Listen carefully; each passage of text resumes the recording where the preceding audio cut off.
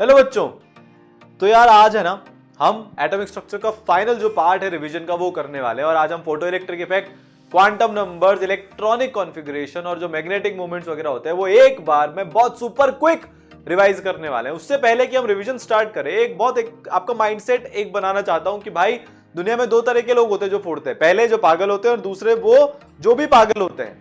यार आपको अपने गोल के लिए पागल होना पड़ेगा। अगर आपका दोस्त आपको मूवी के लिए बुलाने आ रहा है, आपका 2 महीने बाद, 4 महीने बाद, 1.5 साल बाद एग्जाम है, आपको उसको मना करना पड़ेगा। आपको सुबह उठने में आलस आ रहा है, आपको खुद को मना करना पड़ेगा कि नहीं।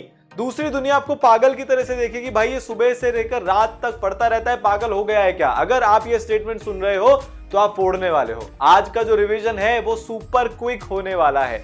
सुपर क्विक का मतलब हम ब्रेक नहीं लेंगे, लगातार बोलते जाएंगे बोलते जाएंगे बोलते जाएंगे और इसी स्पीड में आज हम पढ़ने वाले हैं। क्योंकि समय कम है, काम ज्यादा है, सवाल करने हैं, टेस्ट देने हैं, सब कुछ करना है और बहुत जल्दी समझना भी है। तो अपने आंख कान नाक खुले रखो, फोकस करो। बहुत शॉर्ट में और बहुत क्विक में हम काम करने वाले हैं, जिसमें सबसे पहले नंबर जो आने वाला है वो फोटो इलेक्ट्रिक इफेक्ट का आने वाला है। ये क्या इफेक्ट होता है भाई? एक मेटल का सरफेस है, उस पर हमने लाइट मारी, लाइट आके एक इलेक्ट्रॉन को इजेक्ट कर देती है, ठीक है, और फोटोन आएगा वापस इलेक्ट्रॉन को इजेक्ट कर देगा। इसको बोलते हैं फोटो इलेक्ट्रिक इफेक्ट। इसको क्या बोलते हैं? फोटो इलेक्ट्रिक इफेक्ट बोलते हैं। फोटो मतलब लाइट, उसके कारण कोई इलेक्ट्रिक इफेक्ट हुआ। देखो इलेक्ट्रॉन यहां से निकल के गया तो इलेक्ट्रॉन में क्या होता है? चार्ज। तो चार्ज निकल के गया तो क्या क्या इन्वॉल्व है? इलेक्ट्रिसिटी, इलेक्ट्रिक इफेक्ट्स इन्वॉल्व है। तो लाइट के द्वारा इंड्यूस किया हुआ इफेक्ट फोटो इलेक्ट्रिक इफेक्ट, ये एक ब्रेक थ्रू था, बहुत बड़ा ब्रेक थ्रू था, ठीक है। और इस ब्रेक थ्रू में जो सबसे बड़ा जलवा किसी का हुआ वो इन भाई का जलवा हुआ। फोटो इलेक्ट्रिक इफेक्ट इस आइंस्टाइन भाई का जलवा। आइंस्टीन को बड़े पर्दे पर एक सुपर हीरो बनाने का जो काम हुआ, जो बड़े पर्दे पर एक बहुत महान साइंटिस्ट बनाने का काम हुआ, वो फोटो इलेक्ट्रिक इफेक्ट ने किया। देखो इस इफेक्ट के पहले सब लोग ये बोलते थे लाइट वेव है, लाइट वेव है, वेव है, वेव है, वेव है, पीछे बड़े हुए थे।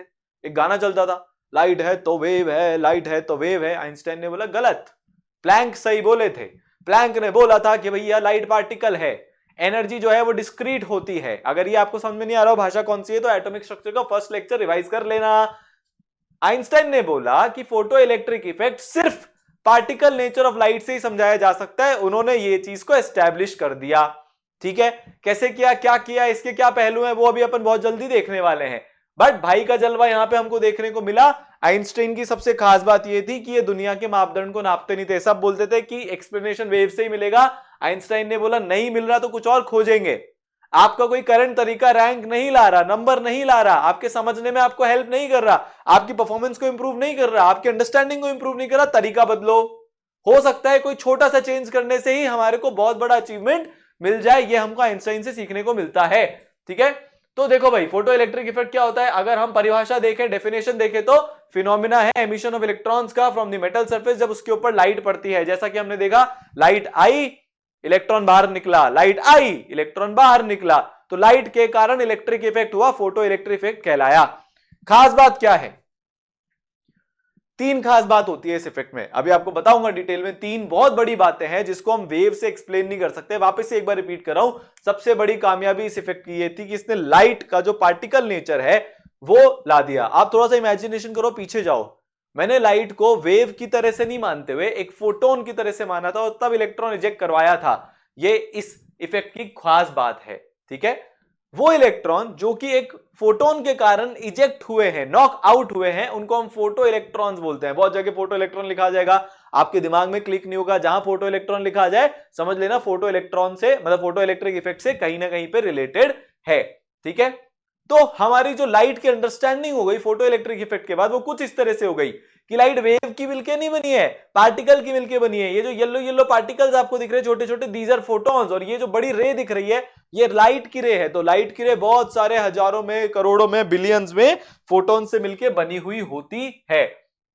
इसका एक्सपेरिमेंटल सेटअप देखे तो एक फ्रीक्वेंसी हमने फिट कर ली, लाइट की इंटेंसिटी हम बढ़ा रहे हैं, ये प्लेट है हमारी, इस प्लेट पे से फोटो इलेक्ट्रॉन्स निकलने शुरू हो गए हैं। देखो नीचे बैटरी कनेक्ट की है, ये एक पॉजिटिव टर्मिनल है, व्हाइट ही है हमारा, पेन का कलर हमको चेंज करना पड़ेगा, ठीक है। ये पॉजिटिव टर्मिनल है, ये नेगेटिव टर्मिनल है। इस नेगेटिव टर्मिनल पे हमने लाइट मारी, ये लाइट के मारते ही यहां से इलेक्ट्रॉन्स निकले वो सामने क्यों जा रहे हैं? एक तो इनके पास निकलने के टाइम पे कुछ एनर्जी थी, साथ में हमने यहाँ पे ये पॉजिटिव चार्ज दिया हुआ है। पॉजिटिव चार्ज नेगेटिव चार्ज को क्या बोलेगा? आजा आजा आजा आजा आजा। क्यों? क्योंकि पॉजिटिव नेगेटिव से प्यार करता है, ये दोनों एक दूसरे को अट्रैक्ट करते हैं, तो ये इलेक्ट्रॉन सामने की तरफ भाग के जाएंगे। जब ये सामने की तरफ भाग के जाएंगे तो हमें एक करंट की वैल्यू रिसीव होगी। सर करंट यहां पे कैसे आ गया? करंट क्या होता है? Q बाय टी होता है कि नहीं होता है? थोड़ी फिजिक्स तो आपको आती है, 11th के बच्चों तो अब आ जाएगी, या आपने 10th 9th में कभी पढ़ी होगी। ठीक है, इलेक्ट्रॉन के ऊपर चार्ज होता है क्या? सर होता है। तो क्या हमको Q मिल रहा है? क्या मिल रहा है? तो उसको जब आप टाइम से डिवाइड करोगे, भाई इस प्लेट पर 1 सेकंड में कितना चार्ज पहुंच रहा है, वो यहां पे करंट हो जाएगा, जो करंटली 0.041 है। ये एक्सपेरिमेंटल सेटअप ऐसा है। खास बात नोट करने की क्या है, हमने एक फ्रीक्वेंसी फिक्स कर रखी है, जो C बाय लैम्डा कर लेना, लैम्डा यहां पे हमने फिक्स कर रखा है 455 नैनोमीटर। इंटेंसिटी का मतलब क्या होता है? यहां पे जब हम पार्टिकल नेचर की बात करते हैं तो इंटेंसिटी हमको बताता है नंबर ऑफ फोटॉन्स। इंटेंसिटी हमको क्या बताता है? Number of photons. अब आप खास बात पे ध्यान देना, वापस इसको रिवाइंड करते हैं। ठीक है, यहां से हम इंटेंसिटी अभी हमने बढ़ाई नहीं है तो फोटोन नहीं निकल रहे, ऑब्वियस सी बात है, फोटॉन्स नहीं आएंगे तो इलेक्ट्रॉन्स भी नहीं आएंगे। हमने इंटेंसिटी बढ़ाई, वहां देखो जैसे जैसे इंटेंसिटी बढ़ाते हैं और इलेक्ट्रॉन्स निकलते जाते हैं, निकलते जाते हैं, निकलते जाते हैं। क्यों? एक फोटोन आएगा तो शायद एक इलेक्ट्रॉन यहां से बाहर निकल जाए, शायद क्यों बोल रहा हूं वो भी बताऊंगा। 10 फोटोन आएंगे तो ज्यादा इलेक्ट्रॉन निकलेंगे, 20 फोटोन आएंगे तो और ज्यादा निकलेंगे, 1 करोड़ फोटोन आ जाएंगे तो और ज्यादा इलेक्ट्रॉन्स यहां पे निकलने लग जाएंगे। तो जैसे जैसे इंटेंसिटी बढ़ाते जाते हैं करंट की वैल्यू बढ़ती जाती है। क्या बोल रहा हूं मैं? जैसे जैसे देखो इंटेंसिटी बढ़ा रहा हूं तो नंबर ऑफ फोटॉन्स बढ़ रहे हैं, नंबर ऑफ फोटॉन्स बढ़ रहे हैं तो इलेक्ट्रॉन्स जो निकलेंगे वो भी बढ़ेगा, इलेक्ट्रॉन्स निकलेंगे वो बढ़ेगा, तो चार्ज की वैल्यू आप ही बताओ, मेरे साथ साथ बोलो। इलेक्ट्रॉन्स बढ़ेंगे तो चार्ज भी बढ़ेगा, चार्ज बढ़ेगा तो करंट भी, करंट को हम IC लिख देते हैं, करंट भी बढ़ेगा।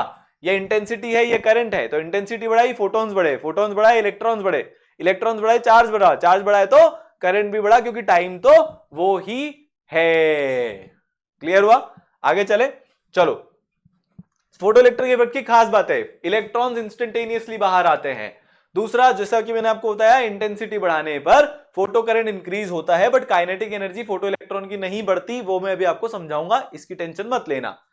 पहली लाइन को समझते हैं, इलेक्ट्रॉन्स इंस्टेंटेनियसली बाहर आए। ये मेरी मेटल की प्लेट है, यहां पे इलेक्ट्रॉन है, यहां पे ये फोटोन है, ये आया, धक्का मारा, फटाफट से तुरंत ये बाहर निकल गया।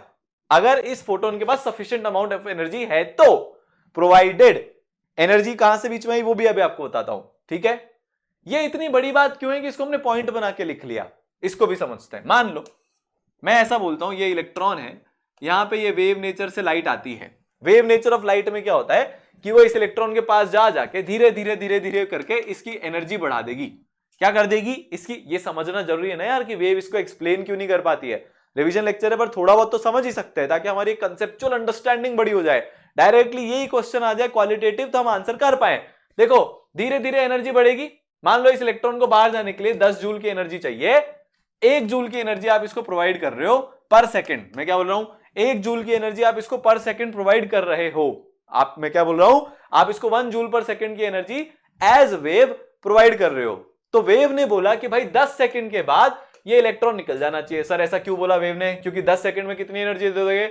10 जूल। 10 जूल की एनर्जी इलेक्ट्रॉन धीरे धीरे क्या कर लेगा? खा लेगा। तो ये कितने सेकंड में निकलेगा? 10 सेकंड में। पर हम ये ऑब्जर्व करते हैं कि भैया जैसे ही लाइट पड़ी, पर्टिकुलर एनर्जी की लाइट जैसे ही पड़ी, ये इलेक्ट्रॉन इंस्टेंटेनियसली बाहर आ गया, वेट नहीं किया इसने।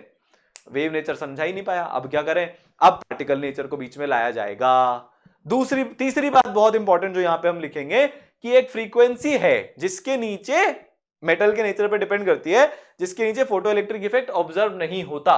इसका क्या मतलब है? इसका भी मतलब समझ लो। ये मेटल की प्लेट है, दिख रही है? दिख रही है सर। यहां पे इलेक्ट्रॉन है, इलेक्ट्रॉन है। अब एनर्जी की वैल्यू किसी एक फोटोन के लिए h न्यू के बराबर होती है। h न्यू मतलब न्यू क्या है? फ्रीक्वेंसी। h क्या है? प्लैंक्स का कांस्टेंट है। ऐसा बोला जा रहा है कि मेटल के नेचर पर डिपेंड करता है, ये भी बाद में देखेंगे। अभी ऐसा मान लो कि इस मेटल का कोई एक्स नेचर है, तो ऐसा बोला जा रहा है कि भैया एक न्यू1 फ्रीक्वेंसी के नीचे, क्या बोल रहा हूं मैं, ध्यान से सुनना, न्यू1 फ्रीक्वेंसी के नीचे आप कोई से भी फोटोन को भेज दो, ये इलेक्ट्रॉन यहां से बाहर नहीं जाएगा। क्या बोल रहा हूं? ν1 फ्रीक्वेंसी के नीचे कोई से फोटोन को भेज दो, ये इलेक्ट्रॉन यहां से बाहर नहीं जाएगा, चाहे आप कितने ही फोटोन्स भेज दो। वेव नेचर ने तो क्या बोला था भाई, 10 सेकंड तक इस फोटोन को भेज देना 1 जूल के, ये बाहर चला जाएगा 10 सेकंड बाद। ये दोनों बात कॉन्ट्राडिक्टरी हो गई।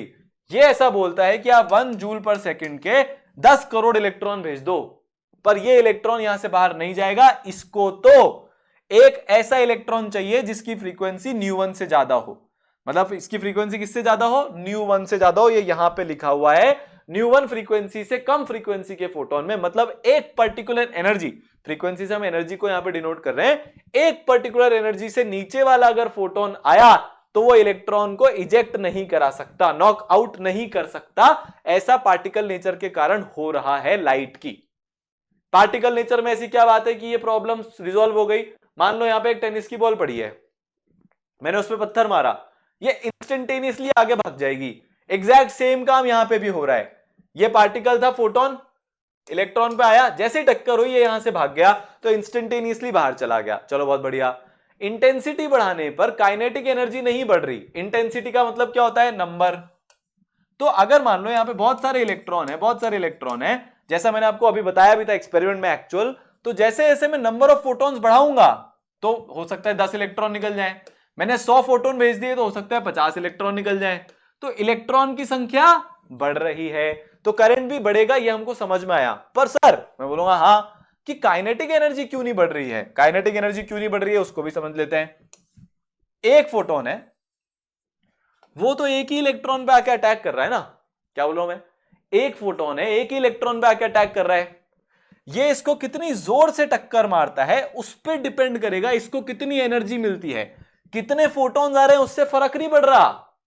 ये एक अकेला फोटोन इस इलेक्ट्रॉन को कितनी जोर से टक्कर मार रहा है, ऐसे उड़क उड़क धीरे से टक्कर मारेगा तो ये धीरे से बाहर जाएगा, बुशुम करके जोर से टक्कर मारेगा तो जोर से बाहर जाएगा। मतलब इंडिविजुअल फोटोन की जो फ्रीक्वेंसी है उस पर डिपेंड कर रहा है कि इस इलेक्ट्रॉन को कितनी एनर्जी मिलेगी।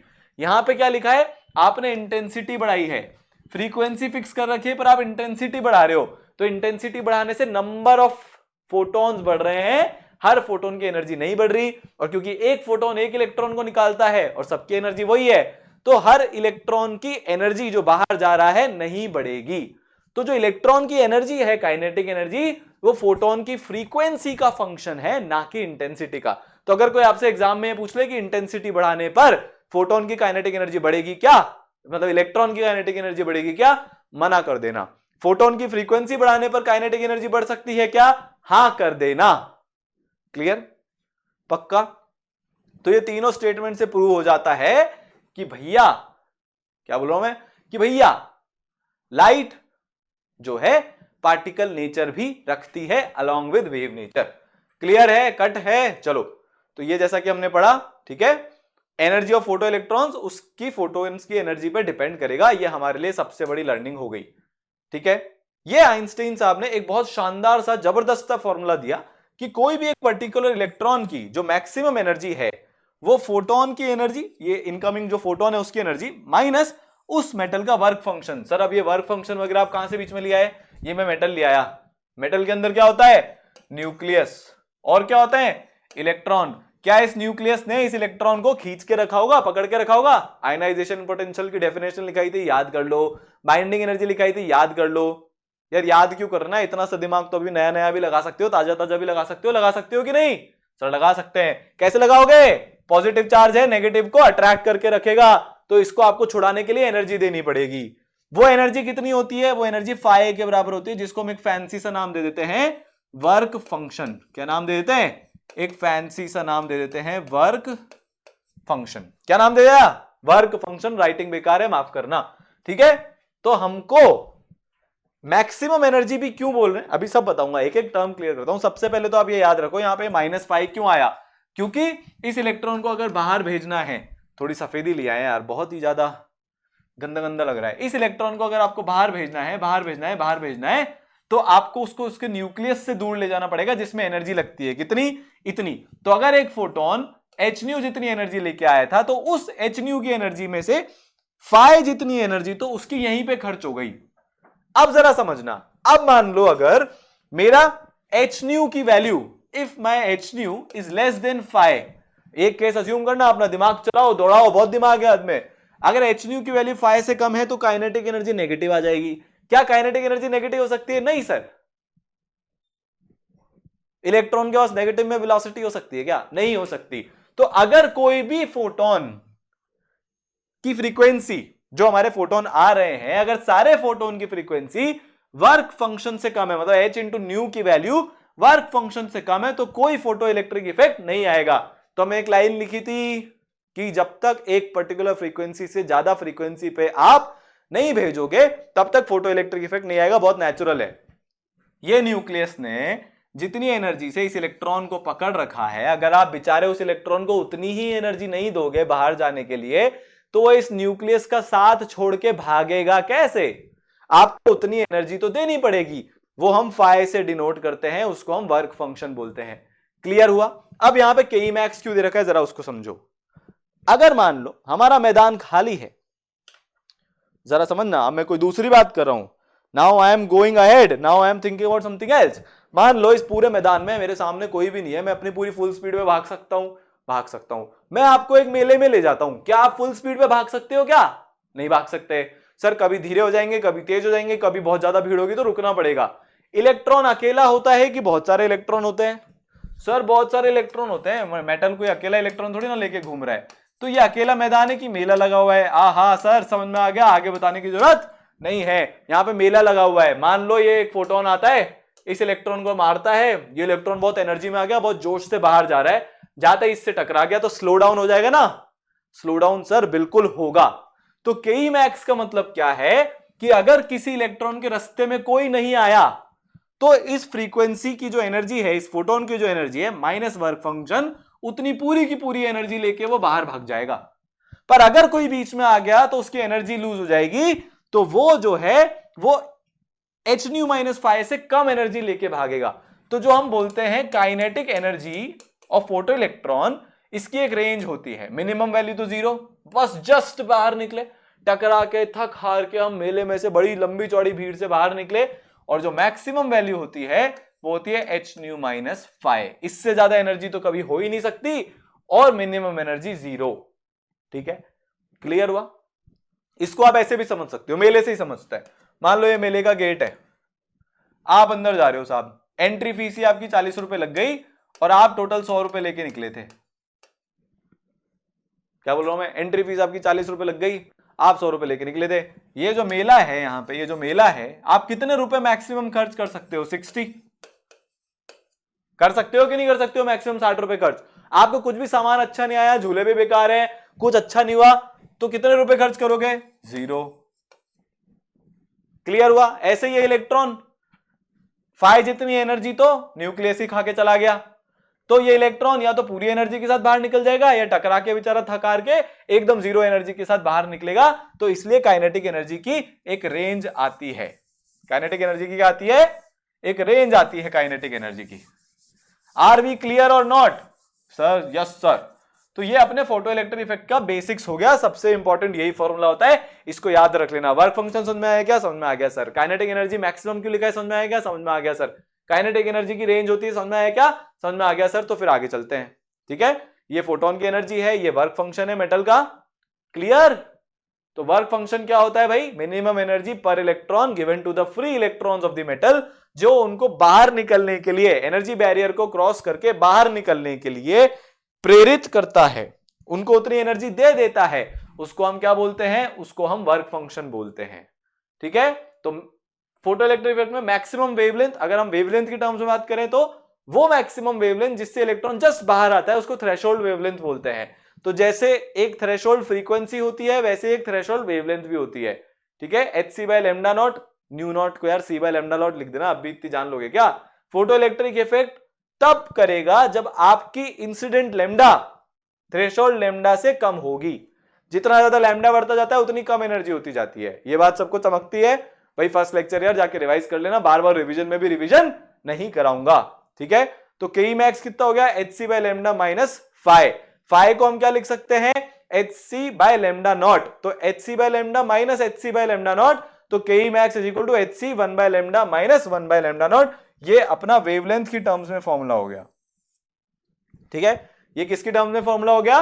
ये अपना वेवलेंथ की टर्म्स में फॉर्मूला हो गया। चलो भैया बहुत बढ़िया। अब जरा ग्राफ देख लेते हैं।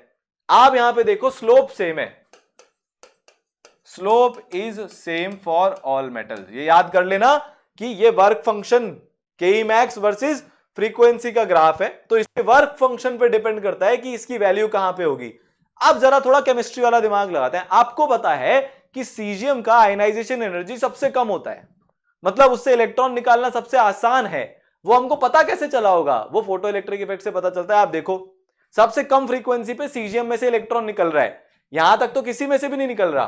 अरे भाई यहां तक तो किसी में से भी नहीं निकल रहा, एक मिनिमम फ्रीक्वेंसी तो चाहिए। फिर सोडियम में हमको थोड़ा और ज्यादा थ्रेशोल्ड फ्रीक्वेंसी चाहिए। कैल्शियम भाई साहब इसका nuclear effective charge Z effective ज्यादा होता है, तो हमको क्या करना पड़ेगा? हमको और ज्यादा एनर्जी देनी पड़ेगी इसमें से इलेक्ट्रॉन निकालने के लिए। पर सर सीजियम और सोडियम को तो Z इफेक्टिव बराबर होता है, आपने पीरियोडिक टेबल में पढ़ाया था। पर भैया सोडियम की साइज भी तो छोटी होती है, साइज छोटी होने के कारण इसका वर्क फंक्शन ज्यादा होता है, इसके इलेक्ट्रॉन न्यूक्लियस के ज्यादा करीब है, ज्यादा फोर्स लगता है, पोटेंशियल एनर्जी कम होती है, आपको ज्यादा एनर्जी देनी पड़ेगी इलेक्ट्रॉन को निकालने के लिए। तो वर्क फंक्शन से हम आयनाइजेशन एनर्जी का भी आइडिया लगा सकते हैं। क्लियर है? कट है? बढ़िया। चलो स्लोप सेम क्यों है वो थोड़ी सी मैथमेटिक्स लगा लेना। के का यार यहां पे हम निकाल क्या रहे हैं? के मैक्स इज इक्वल टू, बोलो ना यार, फाई तो हर मेटल के लिए फिक्स है ना, तो एच न्यू माइनस फाई। थोड़ी सी कैलकुलेशन करोगे, स्लोप निकालोगे तो वो स्लोप कांस्टेंट आ जाएगी। स्लोप कांस्टेंट आने के कारण सारी लाइंस पैरेलल है ग्राफ की। तो अब आपको एक बहुत मस्त चीज बताता हूं, इसकी जो एप्लीकेशन है, इतना प्यारा इफेक्ट है। फोटो इलेक्ट्रिक मेरा one of the most favourite topics है। देखो हमने क्या देखा था, यहाँ पे दो प्लेट्स हैं, इस पे नेगेटिव चार्ज था, इस पे पॉजिटिव चार्ज था, यहां से इलेक्ट्रॉन्स निकल रहे थे, यहां पे जा रहे थे। हम करंट कैसे कैलकुलेट करते हैं? इस प्लेट पे पर सेकंड कितने इलेक्ट्रॉन्स पहुंचे, हमारा उससे करंट आ जाएगा। ये ग्राफ क्या बोल रहा है भाई? एक थ्रेशोल्ड फ्रीक्वेंसी है ये वाली, वो तो हमको समझ में आ गया। मैं जैसे जैसे फ्रीक्वेंसी बढ़ा रहा हूं, इंटेंसिटी मेरी फिक्स्ड है। इंटेंसिटी मेरी क्या है? इंटेंसिटी मेरी फिक्स्ड है। इंटेंसिटी मेरी फिक्स्ड है मतलब नंबर ऑफ फोटॉन्स जो मैं फेंक रहा हूं वो फिक्स्ड है, बस मैं हर फोटोन की एनर्जी बढ़ाता जा रहा हूं। आप ये देखोगे कि यार जैसे जैसे जैसे जैसे मैं फ्रीक्वेंसी बढ़ाता जा रहा हूं, करंट शुरू में तो बढ़ रहा है, ये बढ़ रहा है, ये बढ़ रहा है, ये बढ़ रहा है, यहां पे जाके करंट फिक्स हो गया। इसको हम सैचुरेशन करंट बोलते हैं। क्या बोलते हैं? Saturation current. अब आपके मन में दिमाग आएगा कि सर करंट फिक्स क्यों हो गया है? अब थोड़ा मैं डेप्थ में जा रहा हूं, नहीं समझ में आया तो डरना मत, रिपीट करके देख लेना, ठीक है? सैचुरेशन करंट क्यों आया सर? करंट इनफाइनाइटली क्यों नहीं बढ़ता जा रहा? करंट क्या है? Q बाय टी। एक सेकंड में कितना चार्ज यहां पे पहुंच रहा है। अब मेरे को एक बात बताना कि नंबर ऑफ फोटॉन्स तो हमारे फिक्स्ड हैं। सर बिल्कुल फिक्स्ड है। हम क्या कर रहे हैं? हम फ्रीक्वेंसी बढ़ाते जा रहे हैं, मतलब इलेक्ट्रॉन्स की, जो इलेक्ट्रॉन्स निकलेंगे उनकी एनर्जी हम बढ़ाते जा रहे हैं, बढ़ाते जा रहे हैं, बढ़ाते जा रहे हैं, बढ़ाते जा रहे हैं। पर भैया इस प्लेट के अंदर नंबर ऑफ इलेक्ट्रॉन्स तो फिक्स्ड ही है ना, नंबर ऑफ इलेक्ट्रॉन्स मैक्सिमम थोड़ी ना है। आप हर फोटोन की फ्रीक्वेंसी बढ़ाते जा रहे हो तो थोड़े और इलेक्ट्रॉन निकल जाएंगे, थोड़े और निकल जाएंगे, चलो थोड़े और निकल जाएंगे। इनफाइनाइट इलेक्ट्रॉन तो है नहीं कि भाई हम इनफाइनाइट फ्रीक्वेंसी करते जाएं और सारे, भाई इसके अंदर मान लो 1 करोड़ इलेक्ट्रॉन है तो 1 करोड़ इलेक्ट्रॉन ही तो निकलेंगे, उससे ज्यादा तो निकलेंगे नहीं। तो एक पॉइंट पर मेटल के अंदर जितने इलेक्ट्रॉन निकल सकते थे सारे के सारे निकल जाएंगे। क्या बोल रहा हूं मैं? एक पॉइंट पे मेटल के अंदर जितने इलेक्ट्रॉन थे सारे के सारे निकल जाएंगे। उसके बाद आप कितनी भी फ्रीक्वेंसी बढ़ा लो, करंट नहीं बढ़ेगा, क्योंकि जितने इलेक्ट्रॉन आप निकाल सकते थे उतने इलेक्ट्रॉन आपने निकाल लिए। तो ये यहां पे ग्राफ जाके सैचुरेट हो जाता है, ठीक है? आगे चलें। इंटेंसिटी के साथ अगर हम करंट की बात करें तो जितने इंटेंसिटी बढ़ाओगे उतने फोटोन बढ़ेंगे, जितने फोटोन बढ़ेंगे उतने ज्यादा इलेक्ट्रॉन बाहर निकलेंगे, जितने ज्यादा इलेक्ट्रॉन बाहर निकलेंगे उतना आपका करंट बढ़ेगा। तो यहां पे I1 greater than I2, I क्या है? Intensity, greater than I3। दिख रहा है ना हमको? कम करंट है मतलब कम फोटोन्स आए, मतलब इंटेंसिटी कम है। थोड़ा ज्यादा करंट आया मतलब फोटोन ज्यादा आए होंगे तो इंटेंसिटी बढ़ गई, और ज्यादा करंट आया तो और ज्यादा फोटोन्स आए होंगे तो ये बढ़ गया। पर ये भी सैचुरेट तो होगा, अभी भी इनफाइनाइट इलेक्ट्रॉन्स वहां पे नहीं है। ज्यादा फोटॉन्स भेजने पर ज्यादा इलेक्ट्रॉन्स निकलेंगे, वो सही बात है, पर ऐसा नहीं है कि इनफाइनाइट इलेक्ट्रॉन्स नए पैदा हो जाएंगे। देखो आपने 10 फोटॉन्स भेजे, हो सकता है ये 10 के 10 को बाहर निकाल लें। लेट्स से कि 100 टोटल हमारे हमारे पास टोटल 100 इलेक्ट्रॉन्स है एक प्लेट में, हमने 10 फोटोन भेजे, इसने 10 बाहर निकाल लिए, फिर हमने 80 भेजे तो इसने 80 के 80 बाहर निकाल लिए। अब आप 150 भेजोगे तो 100 से ज्यादा तो वैसे भी नहीं निकलेंगे, तो ये हो सकता है 100 निकाल ले, तो करंट तो बढ़ेगा पर इनफाइनाइटली बढ़ता नहीं जाएगा, एक पॉइंट पे आके सैचुरेट हो जाएगा।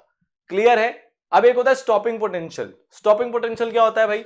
हमने ये दो प्लेट्स लगाई थी, यहां पे ये लाइट थी इधर आ रही थी, ठीक है, पहले हमने पॉजिटिव चार्ज इधर नेगेटिव चार्ज इधर लगाया था। अब हम एक काम करते हैं, उल्टा करते हैं। उल्टा कैसे करेंगे? इसको तो कर देते पॉजिटिव और इसको हम कर देते हैं नेगेटिव। ये इलेक्ट्रॉन यहां से निकला, क्या बोल रहा हूं मैं, ये इलेक्ट्रॉन यहां से निकला। अब ये बड़ा कंफ्यूज जाएगा। कंफ्यूजर कैसे जाएगा? यार जाना तो इधर है, एनर्जी मेरे पास इधर की है, पर इन्होंने मेरे को पीछे से पॉजिटिव चार्ज लगा दिया, मतलब मैं इसको पीछे से बैठ के खींच रहा हूं, आजा आजा आजा आजा आजा। मान लो ये 10 जूल की एनर्जी लेके यहां से निकला था, आपने इतना पोटेंशियल लगा दिया कि इसके पास 10 जूल की एनर्जी पीछे की तरफ भी आ गई, तो ये क्या करेगा? थोड़ा सा आगे जाके रुक जाएगा और वापस अपने अंदर घुस जाएगा, यहां पे कोई करंट पहुंचेगा ही नहीं। तो जो मैक्सिमम एनर्जी वाला इलेक्ट्रॉन है, let's say maximum energy 10 joule थी, के मैक्स का फंडा आपको याद है कि भाई सारे इलेक्ट्रॉन्स के पास बराबर एनर्जी नहीं होती, कुछ इलेक्ट्रॉन्स के पास मैक्सिमम एनर्जी होती है जो बिना टकराए निकल जाते हैं। मान लो उस इलेक्ट्रॉन के पास 10 जूल जितनी एनर्जी थी, E charge of electron into potential, ये एनर्जी बताता है। तो अगर आपने इसको उतनी एनर्जी दे दी, रिवर्स में उतना पोटेंशियल लगा दिया, ये उतना पोटेंशियल लगा दिया कि ये वापस पीछे आ जाए, बिना सामने वाली प्लेट पे जाए। यार पॉजिटिव चार्ज है, नेगेटिव चार्ज को अपनी तरफ खींचेगा ना, कंफ्यूज क्यों हो रहे हो? तो अगर आपने रिवर्स पोटेंशियल, उल्टा पोटेंशियल लगा दिया, मतलब इस प्लेट को पॉजिटिव कर दिया, तो ये इलेक्ट्रॉन सामने जाने की बजाय वापस खिंच के आ जाएगा। बाहर तो निकलेगा क्योंकि इनिशियली एनर्जी मिल रही है, पर वहां जाने से पहले ही इसको आपने रस्सी बांध के पीछे खींच लिया। वो पोटेंशियल कितना होता है? वो पोटेंशियल स्टॉपिंग पोटेंशियल कहलाता है, जिससे फोटो इलेक्ट्रिक करंट जीरो हो जाता है। आप इंटेंसिटी पे ये चीज डिपेंड ही नहीं करेगी। सर क्यों नहीं करेगी? क्या आपकी काइनेटिक एनर्जी मैक्सिमम इंटेंसिटी पे डिपेंड कर रही है क्या? नहीं कर रही है सर। मैंने क्या बोला? स्टॉपिंग पोटेंशियल क्या होता है? मैक्सिमम काइनेटिक एनर्जी वाले इलेक्ट्रॉन को रोकना है।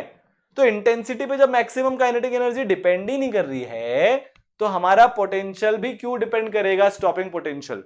स्टॉपिंग पोटेंशियल में तो मैक्सिमम काइनेटिक एनर्जी वाले को रोकना है। सिंपल है, ठीक है। चले आगे, चलो। अब ये हमारा थोड़ा पोटेंशियल के साथ ग्राफ है, करंट वर्सेस पोटेंशियल, ठीक है। ये एनोड का पोटेंशियल माइनस कैथोड का पोटेंशियल, नॉर्मल सेटअप की बात हो रही है ये। जब यहां पे नेगेटिव चार्ज है कैथोड पे, यहां पे पॉजिटिव चार्ज है, इधर हम लाइट शाइन कर रहे हैं, तो ये ग्राफ कैसा आ रहा है? ये ग्राफ ऐसा आ रहा है। यहां पे भी आप देखो कि ग्राफ सैचुरेट हो रहा है। सर ऐसा क्यों हो रहा है? मान लो 10 इलेक्ट्रॉन निकले, चलो 2 निकले, फोटो इलेक्ट्रिक करंट से 2 निकले, यहां पे आपने पॉजिटिव लगा रखा है, यहां पे आपने नेगेटिव लगा रखा है। ये दोनों इलेक्ट्रॉन को यहां पहुंचने में मान लो 2 सेकंड लगे, ठीक है। तो हमारा करंट कितना हो गया? 2 इलेक्ट्रॉन बाय 2 सेकंड, मतलब 1 इलेक्ट्रॉन पर सेकंड हमारा करंट हो गया। आपने क्या बढ़ा? पोटेंशियल डिफरेंस को बढ़ा दिया, पोटेंशियल डिफरेंस आपने डबल कर दिया। तो अब 2 इलेक्ट्रॉन को पहुंचने में कितना सेकंड लगेगा? 2 इलेक्ट्रॉन को पहुंचने में 1 सेकंड लगेगा। तो 2 इलेक्ट्रॉन 1 सेकंड में पहुंच गए, करंट कितना हो गया? इतना पहुंच गया। अब आपने क्या करा साहब? आपने 4 का पोटेंशियल डिफरेंस कर दिया। यार जैसे जैसे मैं पोटेंशियल डिफरेंस बढ़ाता जा रहा हूं, पॉजिटिव चार्ज या बढ़ाता जा रहा हूं, इलेक्ट्रॉन जोर जोर से भागने लग जाएंगे। अब क्या हुआ साहब कि ये जो 2 इलेक्ट्रॉन थे वो आधे सेकंड में पहुंच गए। कितने सेकंड में पहुंच गए? आधे सेकंड में पहुंच गए। तो सर करंट 4 का हो जाएगा? नहीं होगा। क्यों नहीं होगा? क्योंकि भैया टोटली 2 इलेक्ट्रॉन निकले थे। कितने इलेक्ट्रॉन निकल रहे हैं ये तो इंटेंसिटी पे डिपेंड कर रहा है। इंटेंसिटी आपने फिक्स कर दी, I1 इंटेंसिटी से सिर्फ 2 इलेक्ट्रॉन्स निकले थे। अब क्या हुआ कि पहले आधे सेकंड में तो ये दोनों इलेक्ट्रॉन्स पहुंच गए, अगले आधे सेकंड में कोई भी नहीं आया, 0 इलेक्ट्रॉन्स। तो 1 सेकंड में कितने इलेक्ट्रॉन्स आए? सर 2 इलेक्ट्रॉन आए। तो करंट कितना हो गया? 2 इलेक्ट्रॉन्स पर 1 सेकंड। अगर करंट 2 इलेक्ट्रॉन्स पर 1 सेकंड हो गया तो क्या करंट सैचुरेट नहीं हो गया? लिमिटेड नंबर ऑफ इलेक्ट्रॉन्स है। सैचुरेशन करंट का जो एक फंडा है वो ये है कि भैया इलेक्ट्रॉन्स लिमिटेड हैं, आप जितने इलेक्ट्रॉन्स हैं उनको जल्दी पहुंचा लोगे तो पीछे से निकलने वाला इलेक्ट्रॉन नहीं है, तो इसलिए सैचुरेशन करंट आता है। ठीक है, क्लियर? ये इंटेंसिटी के साथ ग्राफ है ही सही, मेटल सेम है, I3 more than I2 more than I1, ये चीज हमको चमक रही है। Given frequency of incident radiation, stopping potential उसकी इंटेंसिटी के इंडिपेंडेंट है, ये भी हमने देख लिया। ठीक है, सैचुरेशन करंट का फंडा भी हमने देख लिया। ये हमने सीख लिया, ठीक है। चलो बहुत बढ़िया। अब हम जो अगला देखने वाले हैं वो है कि यार सर आपने चलो फोटो इलेक्ट्रिक भी समझा दिया, लाइट का ये नेचर है वो नेचर है, ऐसा सब वो सब हो गया। अब हम फाइनली जो हमारा लेटेस्ट स्ट्रक्चर ऑफ एटम है, ये जो हमारा पूरा चैप्टर है एटॉमिक स्ट्रक्चर, हम एटम का स्ट्रक्चर ही तो पता करना चाह रहे हैं, उसको समझने के लिए हम निकल पड़े हैं। किसी भी चीज का स्ट्रक्चर समझने के लिए हमको पता होना चाहिए यार, जैसे मैं कोई घर का स्ट्रक्चर समझना है तो मेरे को पता होना चाहिए ड्राइंग रूम कहाँ है, बेडरूम कहाँ है, रहने वाला इंसान कहाँ है। तो ऐसे ही हमको इसका स्ट्रक्चर पता करने के लिए हर चीज को एक एड्रेस देना पड़ेगा, एक नंबर देना पड़ेगा। वही चीज अब हम क्वांटम नंबर्स के थ्रू करने वाले हैं, ठीक है। तो अब हम जो है ना एटॉमिक स्ट्रक्चर के एंड गेम में है। श्रोडिंगर ने जो अपनी इक्वेशन दी थी उससे कुछ नंबर्स निकल के आए थे, जिससे हम, जैसे कि नाइट्रोजन का एटम है, इसके हर एक इलेक्ट्रॉन को एक unique set of numbers they सकते हैं, जिससे हर इलेक्ट्रॉन की position with in an atom हमको पता चल जाए। तो अब हम स्ट्रक्चर ऑफ एटम एकदम पता लगाने वाले हैं। कैसे पता लगाने वाले हैं? कोई भी एक बंदा है फॉर एग्जांपल, उसके हमको एड्रेस पता करना है कि वो कहां रहता है। फॉर एग्जांपल मेरा एक दोस्त था आईआईटी बॉम्बे में, दीप शाह, वो उस टाइम पे 4 साल 5 साल जब भी वो कॉलेज में जितने भी टाइम था, तो उसका एड्रेस क्या है, वो एग्जैक्टली हमको कहां मिलेगा, या प्रोबेबिलिटी सबसे ज्यादा मिलने की उसकी कहां है। क्योंकि अब हम प्रोबेबिलिटी बेस्ड मॉडल पे शिफ्ट हो गए, तो हम कैसे डिफाइन करते हैं भाई, हम हर बंदे को एक एड्रेस असाइन कर देते हैं। क्या वो एड्रेस होता है कि भैया सबसे पहले तो नाम बोल देते हैं, फिर उसका रूम नंबर पता कर लेते हैं, फिर उसका हॉस्टल नंबर पता कर लेते हैं, और फिर जगह का नाम पता कर लेते हैं। तो हम 4 चीजों से एग्जैक्टली डिफाइन कर सकते हैं कि ये बंदा हमको इस पॉइंट ऑफ टाइम पर मैक्सिमम प्रोबेबिलिटी मिलने की कहां है। जैसे जब आप भी आईआईटीएन बन जाओगे, आप एम्स में चल जाओगे, आपको अपने किसी दोस्त को ढूंढना है, तो आप उसके रूम नंबर में पहुंच जाओगे। हो सकता है वो आपको वहां पे मिले, हो सकता है ना मिले। प्रोबेबिलिटी होती है कि हाँ, ज्यादातर टाइम वो वहीं पे ही मिलेगा। तो हमको क्या 4 चीजें चाहिए होती है भैया? एक मेजर एरिया बता दो, बड़ा वाला, जहां पे ये बंदा मिलेगा, आईआईटी बॉम्बे। उसके अंदर बहुत सारे हॉस्टल है, फिर कौन से हॉस्टल में मिलेगा? हॉस्टल 3। फिर उस हॉस्टल में बहुत सारे रूम्स है, लंबे लंबे हॉस्टल होते हैं, शानदार वाले हॉस्टल होते हैं। उसके अंदर रूम नंबर बता दो 359। फिर बंदे का नाम बता दो, क्योंकि इस रूम में भी 2 लोग रहते हैं, दीप शाह और संस्कार ढोली। तो हमको किसको मिलना है? दीप शाह। तो आप नॉक करोगे तो पूछोगे भैया दीप शाह कहां पे है? आई बात समझ में? सिमिलरली किसी भी इलेक्ट्रॉन को हमको अगर वो चाहिए है, हमको अगर उस इलेक्ट्रॉन की पूरी एक कुंडली चाहिए, जन्म कुंडली होती है ना, सब कुछ उसके बारे में पता चल जाता है, तो हमको क्वांटम नंबर्स चाहिए होते हैं। जैसे बंदे को आइडेंटिफाई करने के लिए, ढूंढने के लिए एड्रेस चाहिए होता है, वैसे ही इलेक्ट्रॉन को ढूंढने के लिए क्वांटम नंबर्स चाहिए होते हैं। ये 4 होते हैं, 4 होते हैं पापा, पता है? प्रिंसिपल, एजीमुथल, मैग्नेटिक और स्पिन। तो ये तो आईआईटी बॉम्बे वाला हो गया, बड़ा वाला एरिया। भैया ये बड़ा एरिया, यहां पे ये मिलेगा। फिर कौन से हॉस्टल में है? एजीमुथल हो गया। फिर कौन से रूम में है? मैग्नेटिक हो गया। और उन दोनों में से कौन सा बंदा है? ये नाम हो गया। तो this is IIT Bombay, this is hostel number 3, this is room number 359 and this is Deep Shah. आ रही बात समझ में? 4 नंबर से यूनिकली आइडेंटिफाई कर सकते हैं उस इलेक्ट्रॉन की पोजीशन को, तो इनको बोलते हैं क्वांटम नंबर। प्रिंसिपल को एन से डिनोट करते हैं, एजीमुथल को एल से, मैग्नेटिक को एम से और स्पिन को एस से। अब ये एक एक क्या होता है वो देख लेते हैं। तो प्रिंसिपल क्वांटम नंबर एन, ये हमको शेल नंबर या एनर्जी लेवल बताता है। तो शेल 1 का एन हो जाएगा 1, शेल 2 का एन हो जाएगा 2, शेल 3 का एन हो जाएगा 3, शेल 4 का एन हो जाएगा 4। जितने ज्यादा एन बढ़ता जाता है, एनर्जी भी उतनी बढ़ती जाती है। अब आपको लग रहा होगा सर ये आप कैसे बोल रहे हो, थोड़ा सा कंफ्यूजन हो रहा होगा आपको। देखो हाइड्रोजन एटम की अगर हम बात करें, -13.6 पहली एनर्जी होती है, -3.4 दूसरी एनर्जी होती है कि नहीं होती है? कौन सा बड़ा नंबर है, -13.6 की -3.4? सर -13.6 नहीं, गलत, वो नेगेटिव नंबर है, तो और छोटा है। आई बात समझ में? मैग्नीट्यूड नहीं देख रहे, विद साइन देख रहे हैं। तो एनर्जी किसकी ज्यादा है? जिसके आगे -3.4 लिखा हुआ है, क्योंकि -3.4 -13.6 से बड़ा होता है, बड़ा होता है और बड़ा होता है। ठीक है, आई बात समझ में? तो ये हमको शेल का नंबर या एनर्जी का लेवल बताता है। चलो बहुत बढ़िया। तो इसका हो जाएगा इनर शेल, ये अपनी होती है आउटर शेल। तो जो अंदर ही अंदर वाली शेल होती है उसको इनर शेल बोलते हैं, बाकी सब आउटर शेल होती है। ठीक है, तो इलेक्ट्रॉन का डिस्टेंस ये हमको बताता है। n = 1 है, मतलब अंदर वाली शेल में है, एकदम न्यूक्लियस के पास में है। n = 2 थोड़ा दूर हो गया, n = 3 और दूर हो गया, n = 4 और ज्यादा दूर हो गया। ठीक है, एनर्जी भी बताता है, जितनी ज्यादा n की वैल्यू होगी उतनी ही ज्यादा एनर्जी ऑफ इलेक्ट्रॉन होगी। अब एक बहुत इंपॉर्टेंट डेटा आपके सामने आ रहा है कि भाई मैक्सिमम इलेक्ट्रॉन्स, लाल कलर हम नहीं लेंगे। मैक्सिमम इलेक्ट्रॉन्स जो किसी भी शेल में अकोमोडेट हो सकते हैं उसका नंबर होता है 2n²। तो अगर n इज इक्वल टू 1 है तो बताओ इलेक्ट्रॉन्स कितने अकोमोडेट होंगे? 2 इंटू 1² इज इक्वल टू 2।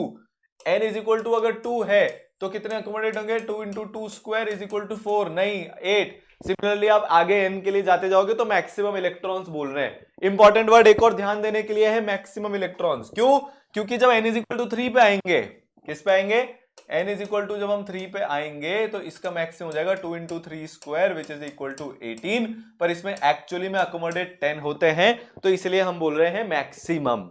इसके अंदर जगह कितनी है? मान लो एक घर है उसमें बहुत जगह, पर उसके आपस के लोग लड़ने भिड़ने वाले हैं तो आप उस घर में ज्यादा लोग नहीं रखोगे, आप कम लोग रखोगे कि भैया तुम दूर दूर रहो, लड़ो मत।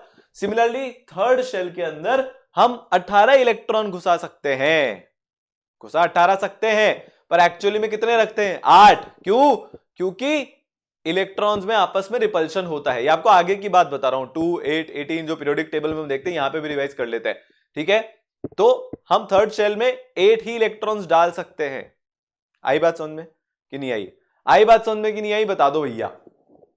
ऐसा इसलिए हम कर सकते हैं, इलेक्ट्रॉन्स आपस में रिपेल करते हैं, शेल का साइज छोटा है, बहुत सारे इलेक्ट्रॉन्स घुसा देंगे तो रिपल्शन बहुत बढ़ जाएगा और हमारा जो एटम है वो अनस्टेबल हो जाएगा। पर मैक्सिमम इलेक्ट्रॉन्स अगर आपसे कोई पूछ ले तो 8 मत लिख के आना, 18 लिखना, उसका फॉर्मूला होता है 2n²। ठीक है, तो ये पहला क्वांटम नंबर हो गया, हमको आईआईटी बॉम्बे मिल गया। चलो अब एजीमुथल क्वांटम नंबर एल की अगर हम बात करें तो name of subshell associated with the energy level and number of subshells with in an energy level, ये दोनों बताता है, नाम भी बताता है और उसकी नंबर भी बताता है। ठीक है, तो जो वैल्यू है एजीमुथल क्वांटम नंबर एल की वो 0 से n-1 उसकी पॉसिबल वैल्यूज होती हैं। जैसे अगर n इज इक्वल टू 1 है तो l सिर्फ 0 हो सकता है। क्यों? क्योंकि n-1, तो 0 से n-1, 1-1 0, तो सिर्फ l की वैल्यू कितनी हो गई? 0 हो गई। अगर n इज इक्वल टू 2 है, ध्यान से सुनना, ध्यान यहां लगा लो, इधर उधर मत सोचो। n इज इक्वल टू 2 है तो l क्या क्या हो सकता है? 0 से n-1। ठीक है, तो इसकी टोटल वैल्यूज कितनी हो गई? इसकी टोटल वैल्यूज अपनी हो गई 0 to 1। ठीक है, तो ये अब क्या हो सकता है ना? Possible values are 0 to n-1, तो इसकी पॉसिबल वैल्यूज अपनी कितनी हो जाएगी? 0, इसकी पॉसिबल वैल्यूज हो जाएगी 2, 0,1। n इज इक्वल टू 3 है तो पॉसिबल वैल्यूज क्या हो जाएगी? 0,1,2। 3 पॉसिबल वैल्यूज होगी। क्यों? क्योंकि 3-1 इज इक्वल टू कितनी हो गई? बताओ। n-1 इसकी पॉसिबल वैल्यूज है 0 से लेकर n-1 तक, तो पॉसिबल वैल्यूज हो गई 0,1,2। ठीक है, तो 0 इंक्लूडेड है, ये बात ध्यान रखना। तो n इज इक्वल टू 1 है तो l is equal to 0, n is equal to 2 है तो l is equal to 0,1, n is equal to 3 है तो 0,1,2, मतलब 0 से लेकर n-1 तक सारे नंबर्स इसके हो सकते हैं। तो ये हमारा क्या है? ये एजीमुथल क्वांटम नंबर है, ये सबशेल्स बताता है जो एसोसिएटेड हैं। तो n इज इक्वल टू 1 के अंदर कितने सबशेल हो गए? सिर्फ ये हो गया। n इज इक्वल टू 2 में कितने सबशेल हो गए? 2 सबशेल हो गए। n इज इक्वल टू 3 में कितने सबशेल हो गए? 3 सबशेल हो गए। n इज इक्वल टू 4 में 4 हो जाएंगे। बात आ रही है कि नहीं आ रही है समझ में? ठीक है, इनके नाम भी आपको बताया, आप तो अब पढ़े लिखे हो, पहली बार नहीं पढ़ रहे हो। 0 के लिए s सबशेल होती है, 1 के लिए p होती है, 2 के लिए क्या होती है? d होती है, d नहीं d होती है। ठीक है, तो n is equal to 1, l is equal to 0, n is equal to 2, l is equal to 0,1, ये हम ऑलरेडी देख चुके हैं। ठीक है, तो इसका वैल्यू क्या होती है, नोटेशन क्या होता है, नेम क्या होता है, शेप क्या होता है। जब l इज इक्वल टू 0 है तो नोटेशन है s, नेम है शार्प और शेप है स्फेरिकल, गोलाकार होता है। l इज इक्वल टू 1 है तो नोटेशन है p, नेम है प्रिंसिपल और ये डंबल होता है। ओहो, जो डोले शोले बना लेते हैं, p एकदम वैसा दिखता है, बीच में से उठा के डोले शोले बना सकते हो, तो इसलिए इसका नाम क्या पड़ गया? इसका नाम पड़ गया dumbbell shape. l is equal to तो d, डिफ्यूज डबल डंबल, दोनों हाथ में डोले शोले, मतलब इसके अंदर 4 डब्बे होते हैं, इसके अंदर 2 डब्बे होते हैं, ये स्फेरिकल होता है। शेप वेप भी आपको सब पता है, बताने की जरूरत नहीं है। l is equal to 3, f fundamental, इसका शेप कॉम्प्लेक्स होता है and this is out of syllabus. इसका शेप, इसके ऑर्बिटल्स f के हमको नहीं पढ़ने।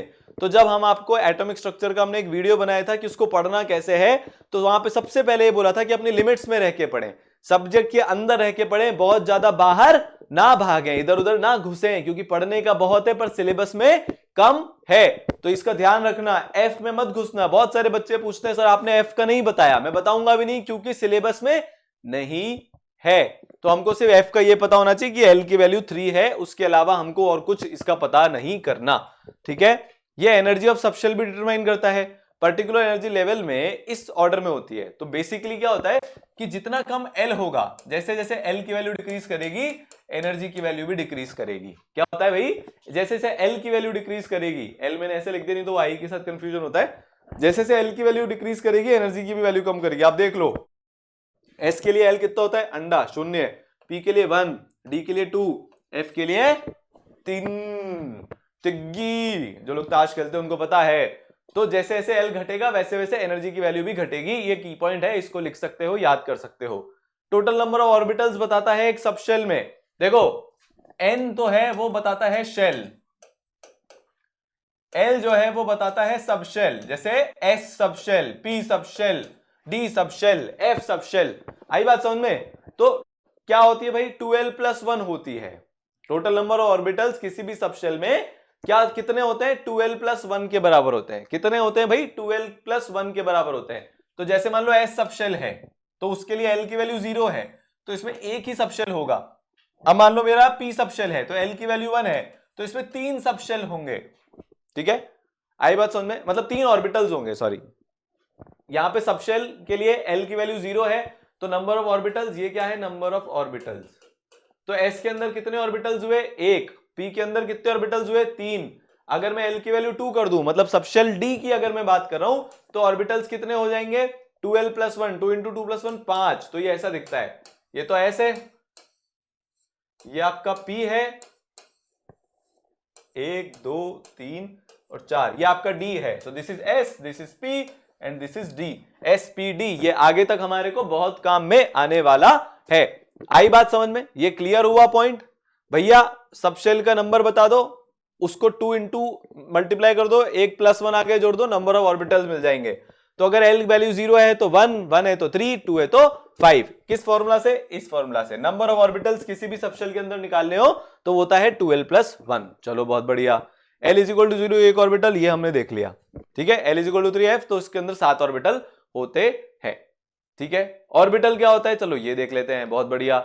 एक ऑर्बिटल को हम ऐसे डिफाइन करते हैं जिसमें इलेक्ट्रॉन को पाने की प्रोबेबिलिटी सबसे ज्यादा है। देखो बहुत सिंपल सी बात है, मैं आपसे बोलूं दीप शाह रूम नंबर 359 में मिलेगा, तो आई एम नॉट 100% कॉन्फिडेंट। वो हो सकता है मेस में खाना खाने गया हो, या वो हो सकता है क्लास में गया हो, पर मेरी सबसे सेफ बेट जहां पे प्रोबेबिलिटी सबसे ज्यादा है वो यही है कि मैं ये बोलूं कि यार दीपशा आपको उसके रूम में मिलेगा। तो ऑर्बिटल वो जोन होता है जहां पे प्रोबेबिलिटी मैक्सिमम होती है इलेक्ट्रॉन को पाए जाने की। तो orbitals are characterized by a set of 3 quantum numbers n, l और m। अगर हमको n, l और m की वैल्यूज मिल जाए तो हम किसी भी ऑर्बिटल को यूनिकली डिफाइन कर सकते हैं। तो आपसे ऐसा क्वेश्चन पूछा जा सकता है कि if I want to characterize an orbital, how many quantum numbers I need? आप बोलोगे 3 ही। जो s है, जो चौथा क्वांटम नंबर है, वो हमारे को इलेक्ट्रॉन के बारे में बताता है। अगर हमको सिर्फ ऑर्बिटल के बारे में जानना है तो आपको n पता होना चाहिए, l पता होना चाहिए और m पता होना चाहिए है। ठीक है, 4 तरह के ऑर्बिटल होते हैं, s p d f, maximum orbitals that a shell can accommodate. एक शेल के अंदर मैक्सिमम कितने ऑर्बिटल्स होते हैं, n²। तो n = 1 है तो आपके एक ही ऑर्बिटल हो सकता है। ठीक है, n = 2 है तो आपके कितने ऑर्बिटल हो सकते हैं, 4। n = 3 है तो कितने ऑर्बिटल हो सकते हैं, 9। n = 4 है तो कितने हो सकते हैं, 16। ठीक है, तो जो भी n की वैल्यू है इस पे डिपेंड करता है कि हमारे नंबर ऑफ ऑर्बिटल्स कितने हैं। चलिए बहुत बढ़िया।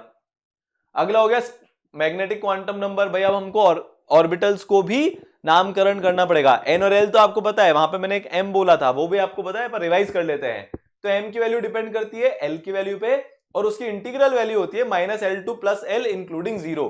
इसका क्या मतलब है, ये हमको नंबर ऑफ ऑर्बिटल्स देता है गिवन सबशेल में और उनका ओरिएंटेशन भी देता है स्पेस में। ठीक है, तो देखो अगर मान लो L की वैल्यू 0 है तो M की वैल्यू भी कितनी होगी, 0।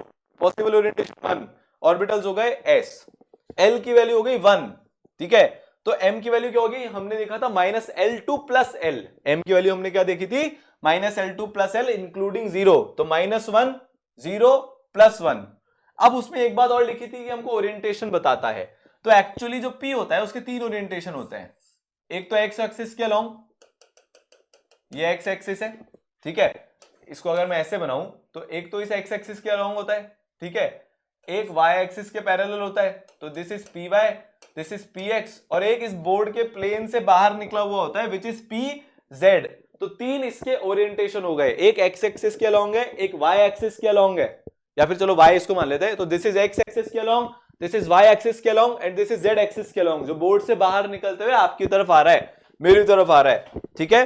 डी की अगर हम बात करें तो माइनस एल से प्लस एल, एल की वैल्यू 2, -2 -1 0 +1 +2, तो 5 ऑर्बिटल्स होते हैं डी सबशेल के, भाषा बहुत इंपॉर्टेंट है, 5 ऑर्बिटल्स होते हैं डी सबशेल के, dz² dx² -y² dxy dyz dxz, ठीक है। आगे चलते हैं, वो ऑर्बिटल जिनकी सेम वैल्यू ऑफ n है and l but different value of m, उनकी सेम एनर्जी होती है, absence of external electric and magnetic field, और इन ऑर्बिटल्स को हम बोलते हैं डीजनरेट ऑर्बिटल्स। इंपॉर्टेंट डेफिनेशन है, जैसे मान लो ऑर्बिटल्स अकेले में पड़े हुए हैं, कोई इलेक्ट्रिक और मैग्नेटिक फील्ड नहीं है, तो px py और pz की एनर्जी क्या होगी, एकदम बराबर होगी, dx² -y² dz² dxy dyz dxz की एनर्जी की वैल्यू क्या होगी, बराबर होगी, in absence of external electric और मैग्नेटिक फील्ड। इलेक्ट्रिकल और मैग्नेटिक फील्ड नहीं होनी चाहिए, वैल्यूज एकदम बराबर होंगी, और ये सारे ऑर्बिटल जो हैं ये कहलाएंगे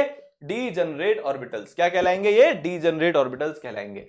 चलो बहुत बढ़िया, कुछ कंफ्यूजन तो नहीं है, नहीं होगा, बहुत सिंपल है यार। ये देखो, ये मेरे डी के 5 ऑर्बिटल हैं, है कि नहीं है, कोई इलेक्ट्रिकल फील्ड नहीं है EF, कोई मैग्नेटिक फील्ड नहीं है MF, तो इन सब की एनर्जी क्या है, एकदम बराबर है। ये क्या कहलाएंगे, ये कहलाएंगे डीजनरेट ऑर्बिटल्स, मतलब जिनकी एनर्जी एकदम सेम है सारे ऑर्बिटल्स की, तो क्या कहलाएंगे, डीजनरेट ऑर्बिटल्स, ठीक है। ये S, ये P, ये अपने 3 डीजनरेट ऑर्बिटल्स हो गए, ये D, ये अपने 5 डीजनरेट ऑर्बिटल्स हो गए in absence of electric and magnetic field, ठीक है। तो दीप शाह, स्पिन क्वांटम नंबर भी तो अपने को चाहिए भैया, मेरे को इलेक्ट्रॉन को यूनिकली आइडेंटिफाई करना है, तो आपने बोला कि एक ऑर्बिटल के अंदर 2 इलेक्ट्रॉन्स रह सकते हैं, ठीक है।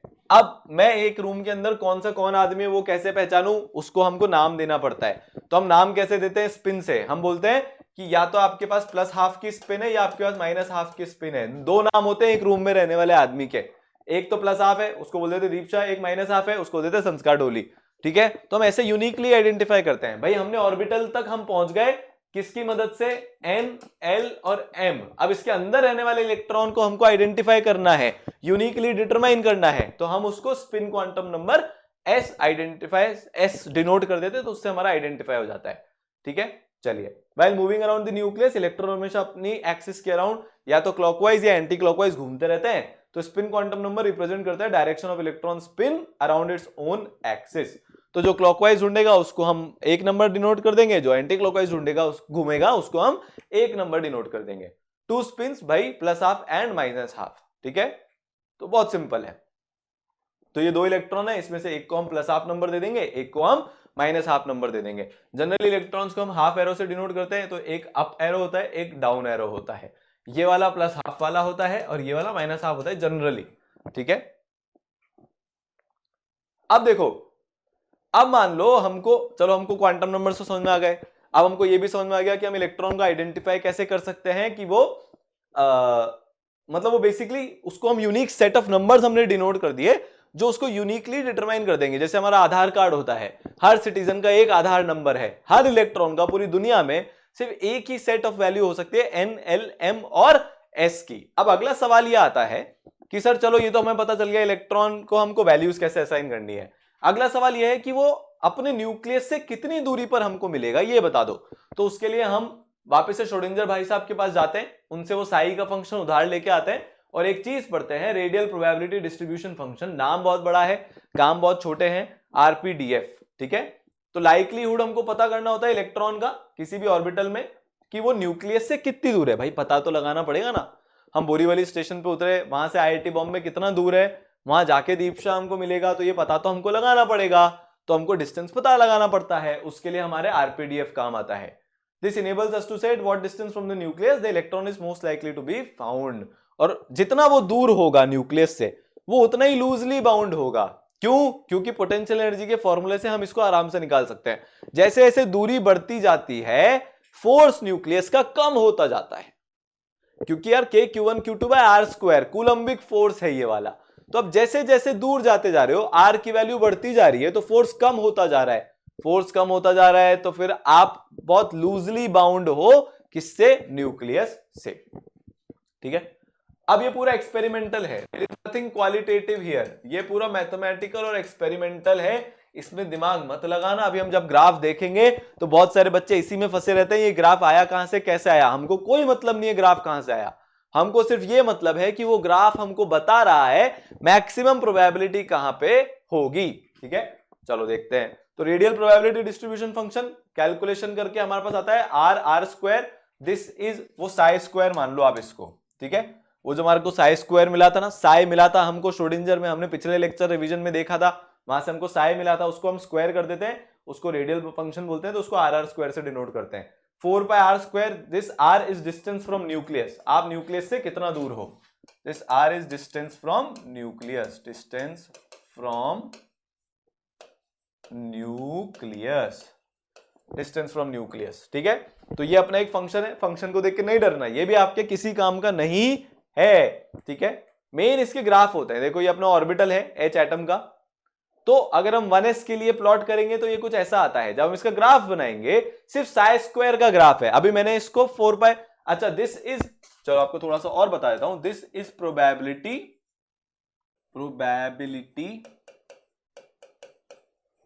डेंसिटी। ठीक है, इसको क्या बोलते हैं, साई स्क्वायर जो होता है वो प्रोबेबिलिटी डेंसिटी होती है।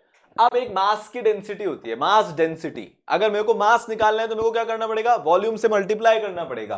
तो अगर मेरे को प्रोबेबिलिटी निकालनी है तो मेरे को इस टर्म को इनटू वॉल्यूम करना पड़ेगा। वो वॉल्यूम कितनी होती है, यहां पे वॉल्यूम होती है 4 pi R square into D R के बराबर, तो मैं उसको मल्टीप्लाई कर दूंगा तो मेरे पास क्या आएगा, psi square R into 4 pi R square D R, वो मेरा क्या होता है, RPDF, radial probability distribution function. ठीक है, तो वो ये रहा। तो ये 1s ऑर्बिटल के लिए हमारा ये क्या है, ये हमारा प्रोबेबिलिटी बता रहा है। ये क्या बता रहा है, ये मैं देखो ये न्यूक्लियस है, this is r is equal to 0, ये r इज इक्वल टू 0 है, ये न्यूक्लियस है। मैं जैसे जैसे उधर जा रहा हूं, ध्यान से सुनना, बहुत अपने कान और आंख और नाक खोल लो, मैं जैसे जैसे उधर जा रहा हूं मेरा डिस्टेंस न्यूक्लियस से बढ़ता जा रहा है।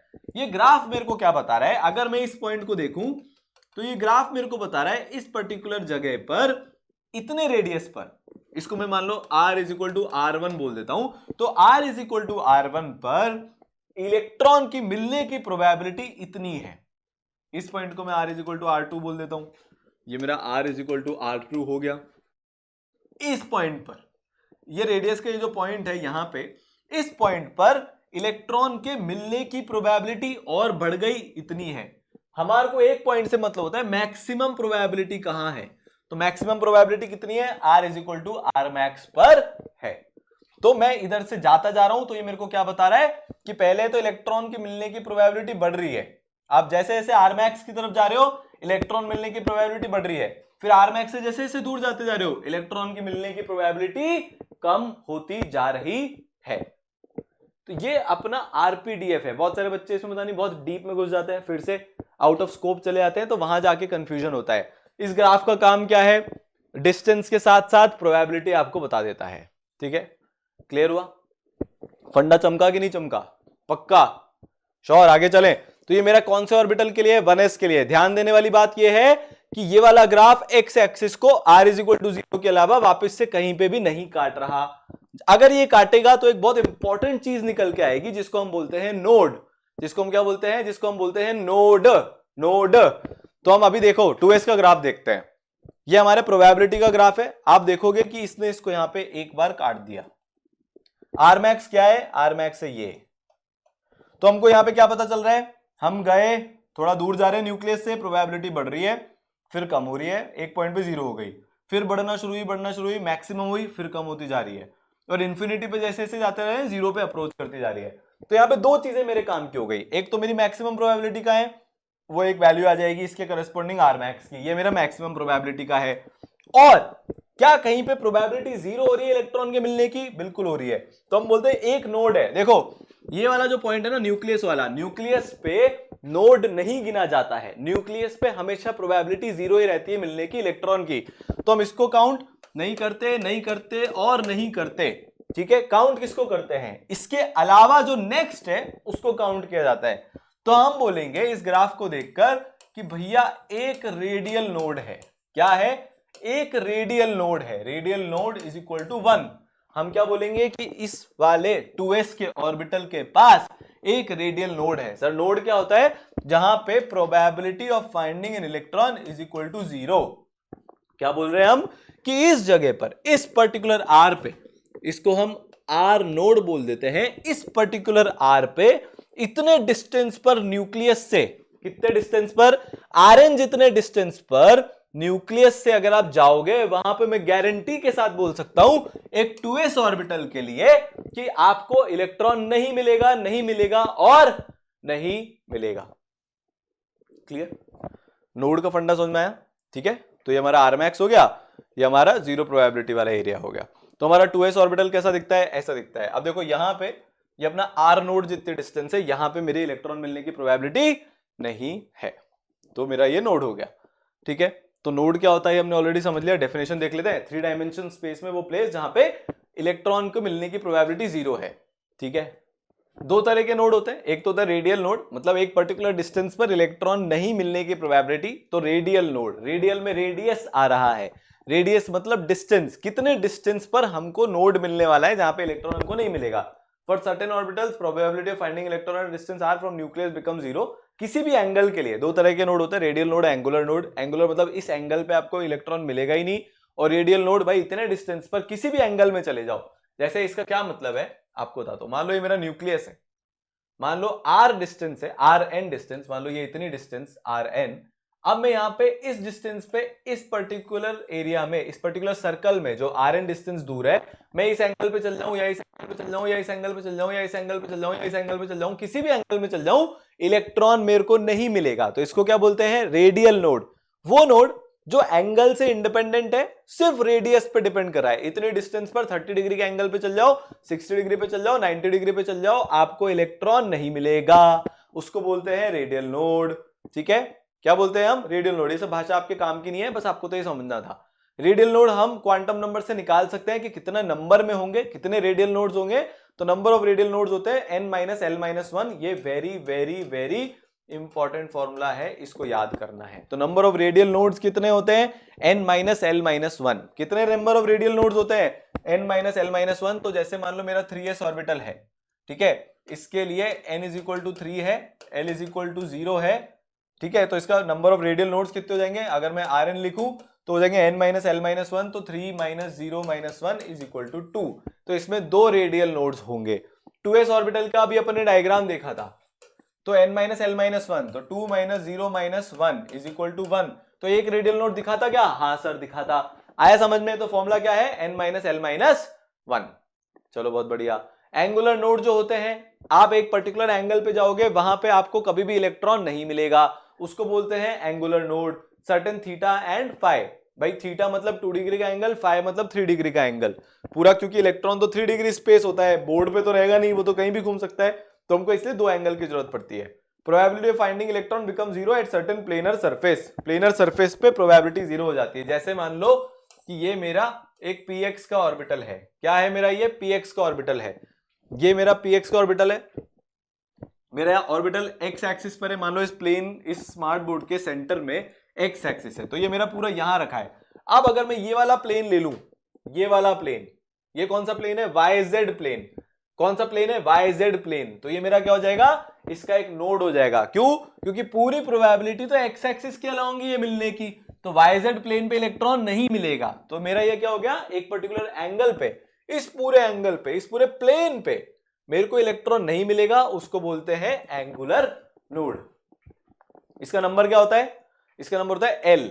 ये हमको L से मिलता है। जैसे मैंने आपको बताया था, ये मेरा इंटरन्यूक्लियर एक्सिस X है मान लो, तो मेरा ये P जो YZ प्लेन है वो मेरा एंगुलर नोड हो गया या नोडल प्लेन हो गया, दोनों नाम से जाना जाता है। एंगुलर नोड्स कितने होते हैं भाई? एंगुलर नोड्स होते हैं L। ठीक है, नंबर ऑफ एंगुलर नोड्स, इसको हम AN बोल देते हैं, इज इक्वल टू L। तो जैसे मान लो मेरा 3p ऑर्बिटल है, मेरे को इसमें एंगुलर नोड्स निकालने हैं, तो मेरे को पी का एल पता होना चाहिए। पी के लिए जो एल की वैल्यू होती है इज इक्वल टू 1, तो कितने एंगुलर नोड्स हो गए? 1 हो गए। मान लो मेरा 3s ऑर्बिटल है, एल की वैल्यू 0 है, तो एंगुलर नोड्स कितने हो गए? 0 हो गए। तो देखो अगर मैं रेडियल नोड्स की बात करूं तो that is n minus L minus 1। अगर मैं एंगुलर नोड्स की बात करूं तो दैट इज l।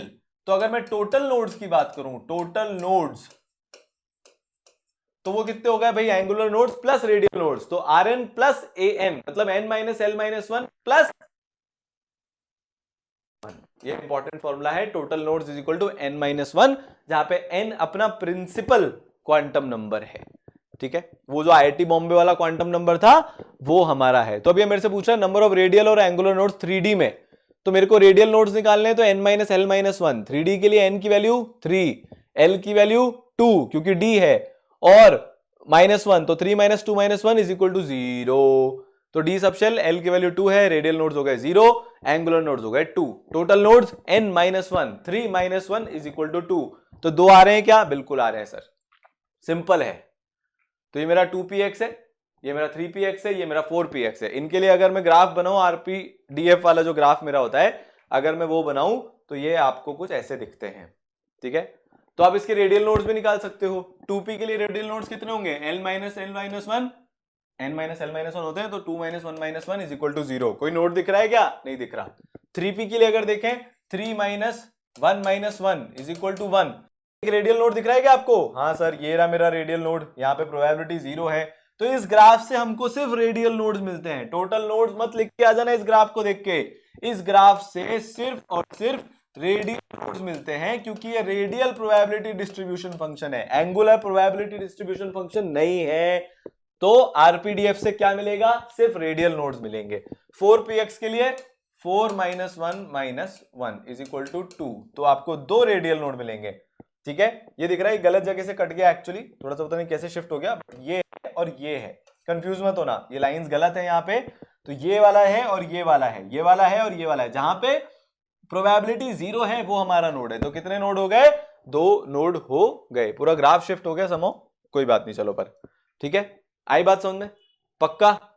अब एक टर्म होती है पेनिट्रेशन पावर। हर ऑर्बिटल के अंदर एक पेनिट्रेशन पावर होती है। क्या होती है भाई? बहुत इंपॉर्टेंट टर्म है, आगे जाके बॉन्डिंग वगैरह में बहुत यूजफुल हो जाती है। तो penetration power of orbital is a measure of its closeness to the nucleus.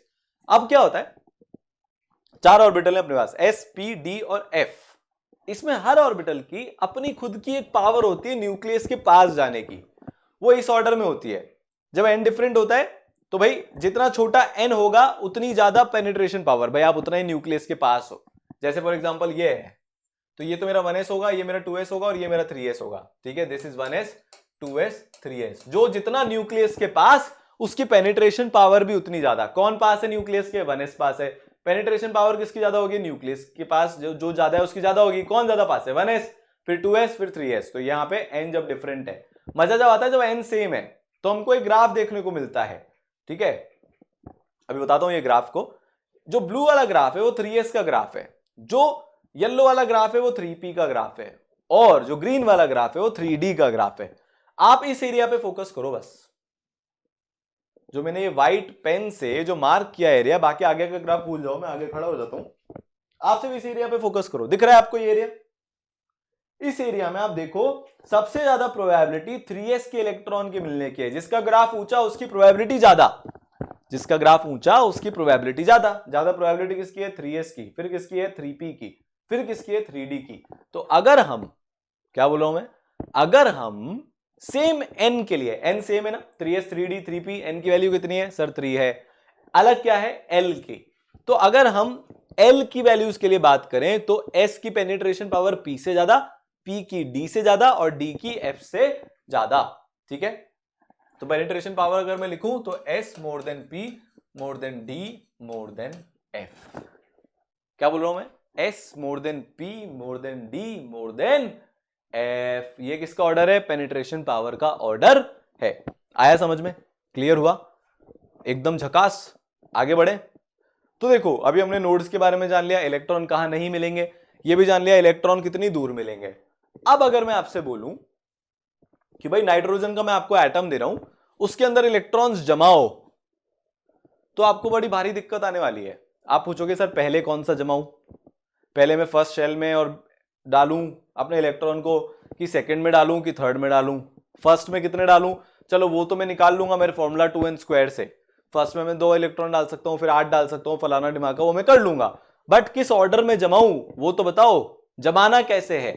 तो अब एक इलेक्ट्रॉन को कॉन्फ़िगर कैसे करना है, इलेक्ट्रॉन को नहीं, एटम को, एक एटम को, जैसे मेरे को मान लो कार को कॉन्फ़िगर करना है, तो सबसे पहले मैं इंजन लगाऊंगा, फिर उसकी बॉडी बनाऊंगा, बॉडी लगाऊंगा, फिर अंदर के इक्विपमेंट्स लगाऊंगा। वैसे ही अगर हमको एक एटम को कॉन्फ़िगर करना है तो पहले हमको उसके रूल्स पता होने चाहिए। तो ये मेरा 7 इलेक्ट्रॉन है और ये मेरा न्यूक्लियस है और ये सब बहुत बेचैन है नाइट्रोजन का एटम बनने के लिए, बट अभी मेरे को पता ही नहीं है इनको जमाना कैसे है, इनको कॉन्फ़िगर कैसे करना है।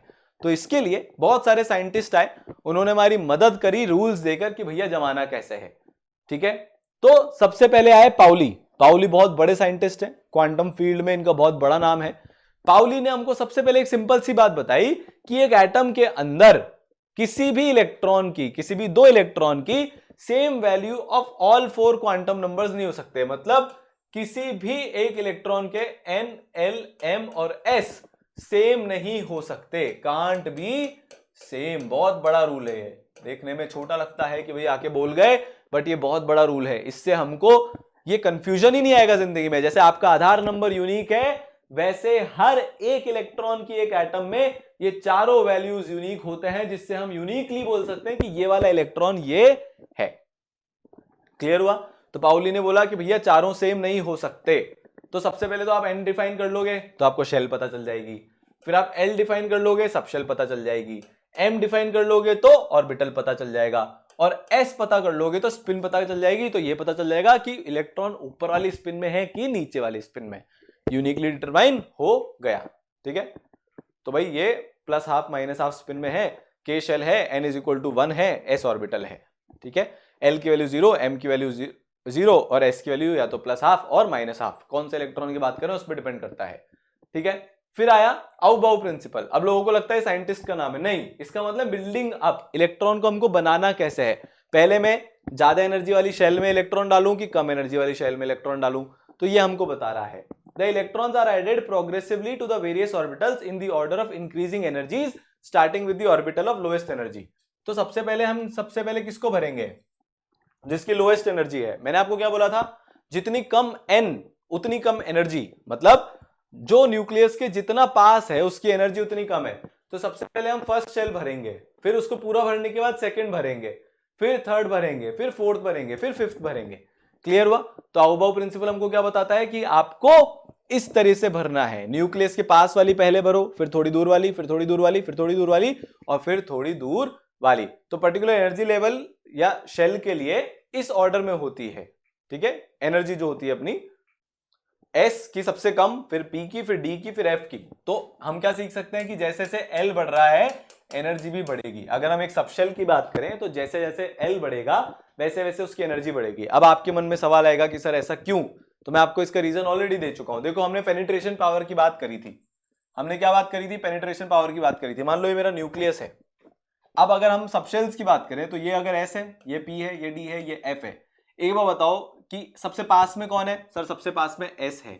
जो जितना पास रहेगा उतनी एनर्जी भी उसकी कम रहेगी। तो सबसे कम एनर्जी किसकी रहेगी? S की। क्यों? क्योंकि इसकी पेनिट्रेशन पावर सबसे ज्यादा है। तो इसीलिए हमने पेनिट्रेशन पावर को पढ़ा था, क्योंकि हमको एनर्जीज के बारे में ही तो पता लगाना है। Chemistry is all about energy. तो जितनी ज्यादा पेनिट्रेशन पावर उतनी कम एनर्जी। तो सबसे पहले कौन भरेगा? S भरेगा। फिर कौन भरेगा? P भरेगा, क्योंकि हमको लोएस्ट एनर्जी का भरना है। फिर कौन भरेगा? D, और फिर कौन भरेगा? F। तो इससे मेरे को एक बात तो समझ में आई, एनर्जी दोनों चीज पे डिपेंड कर रही है। किस पे? N, L पे।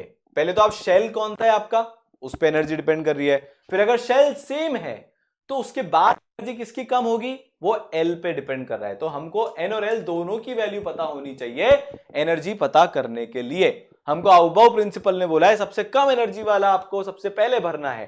तो हम N और L की वैल्यू पता करके एक रूल लगा लेंगे जिसको N+L रूल बोला जाता है, क्योंकि एनर्जी N और L पे डिपेंड करती है।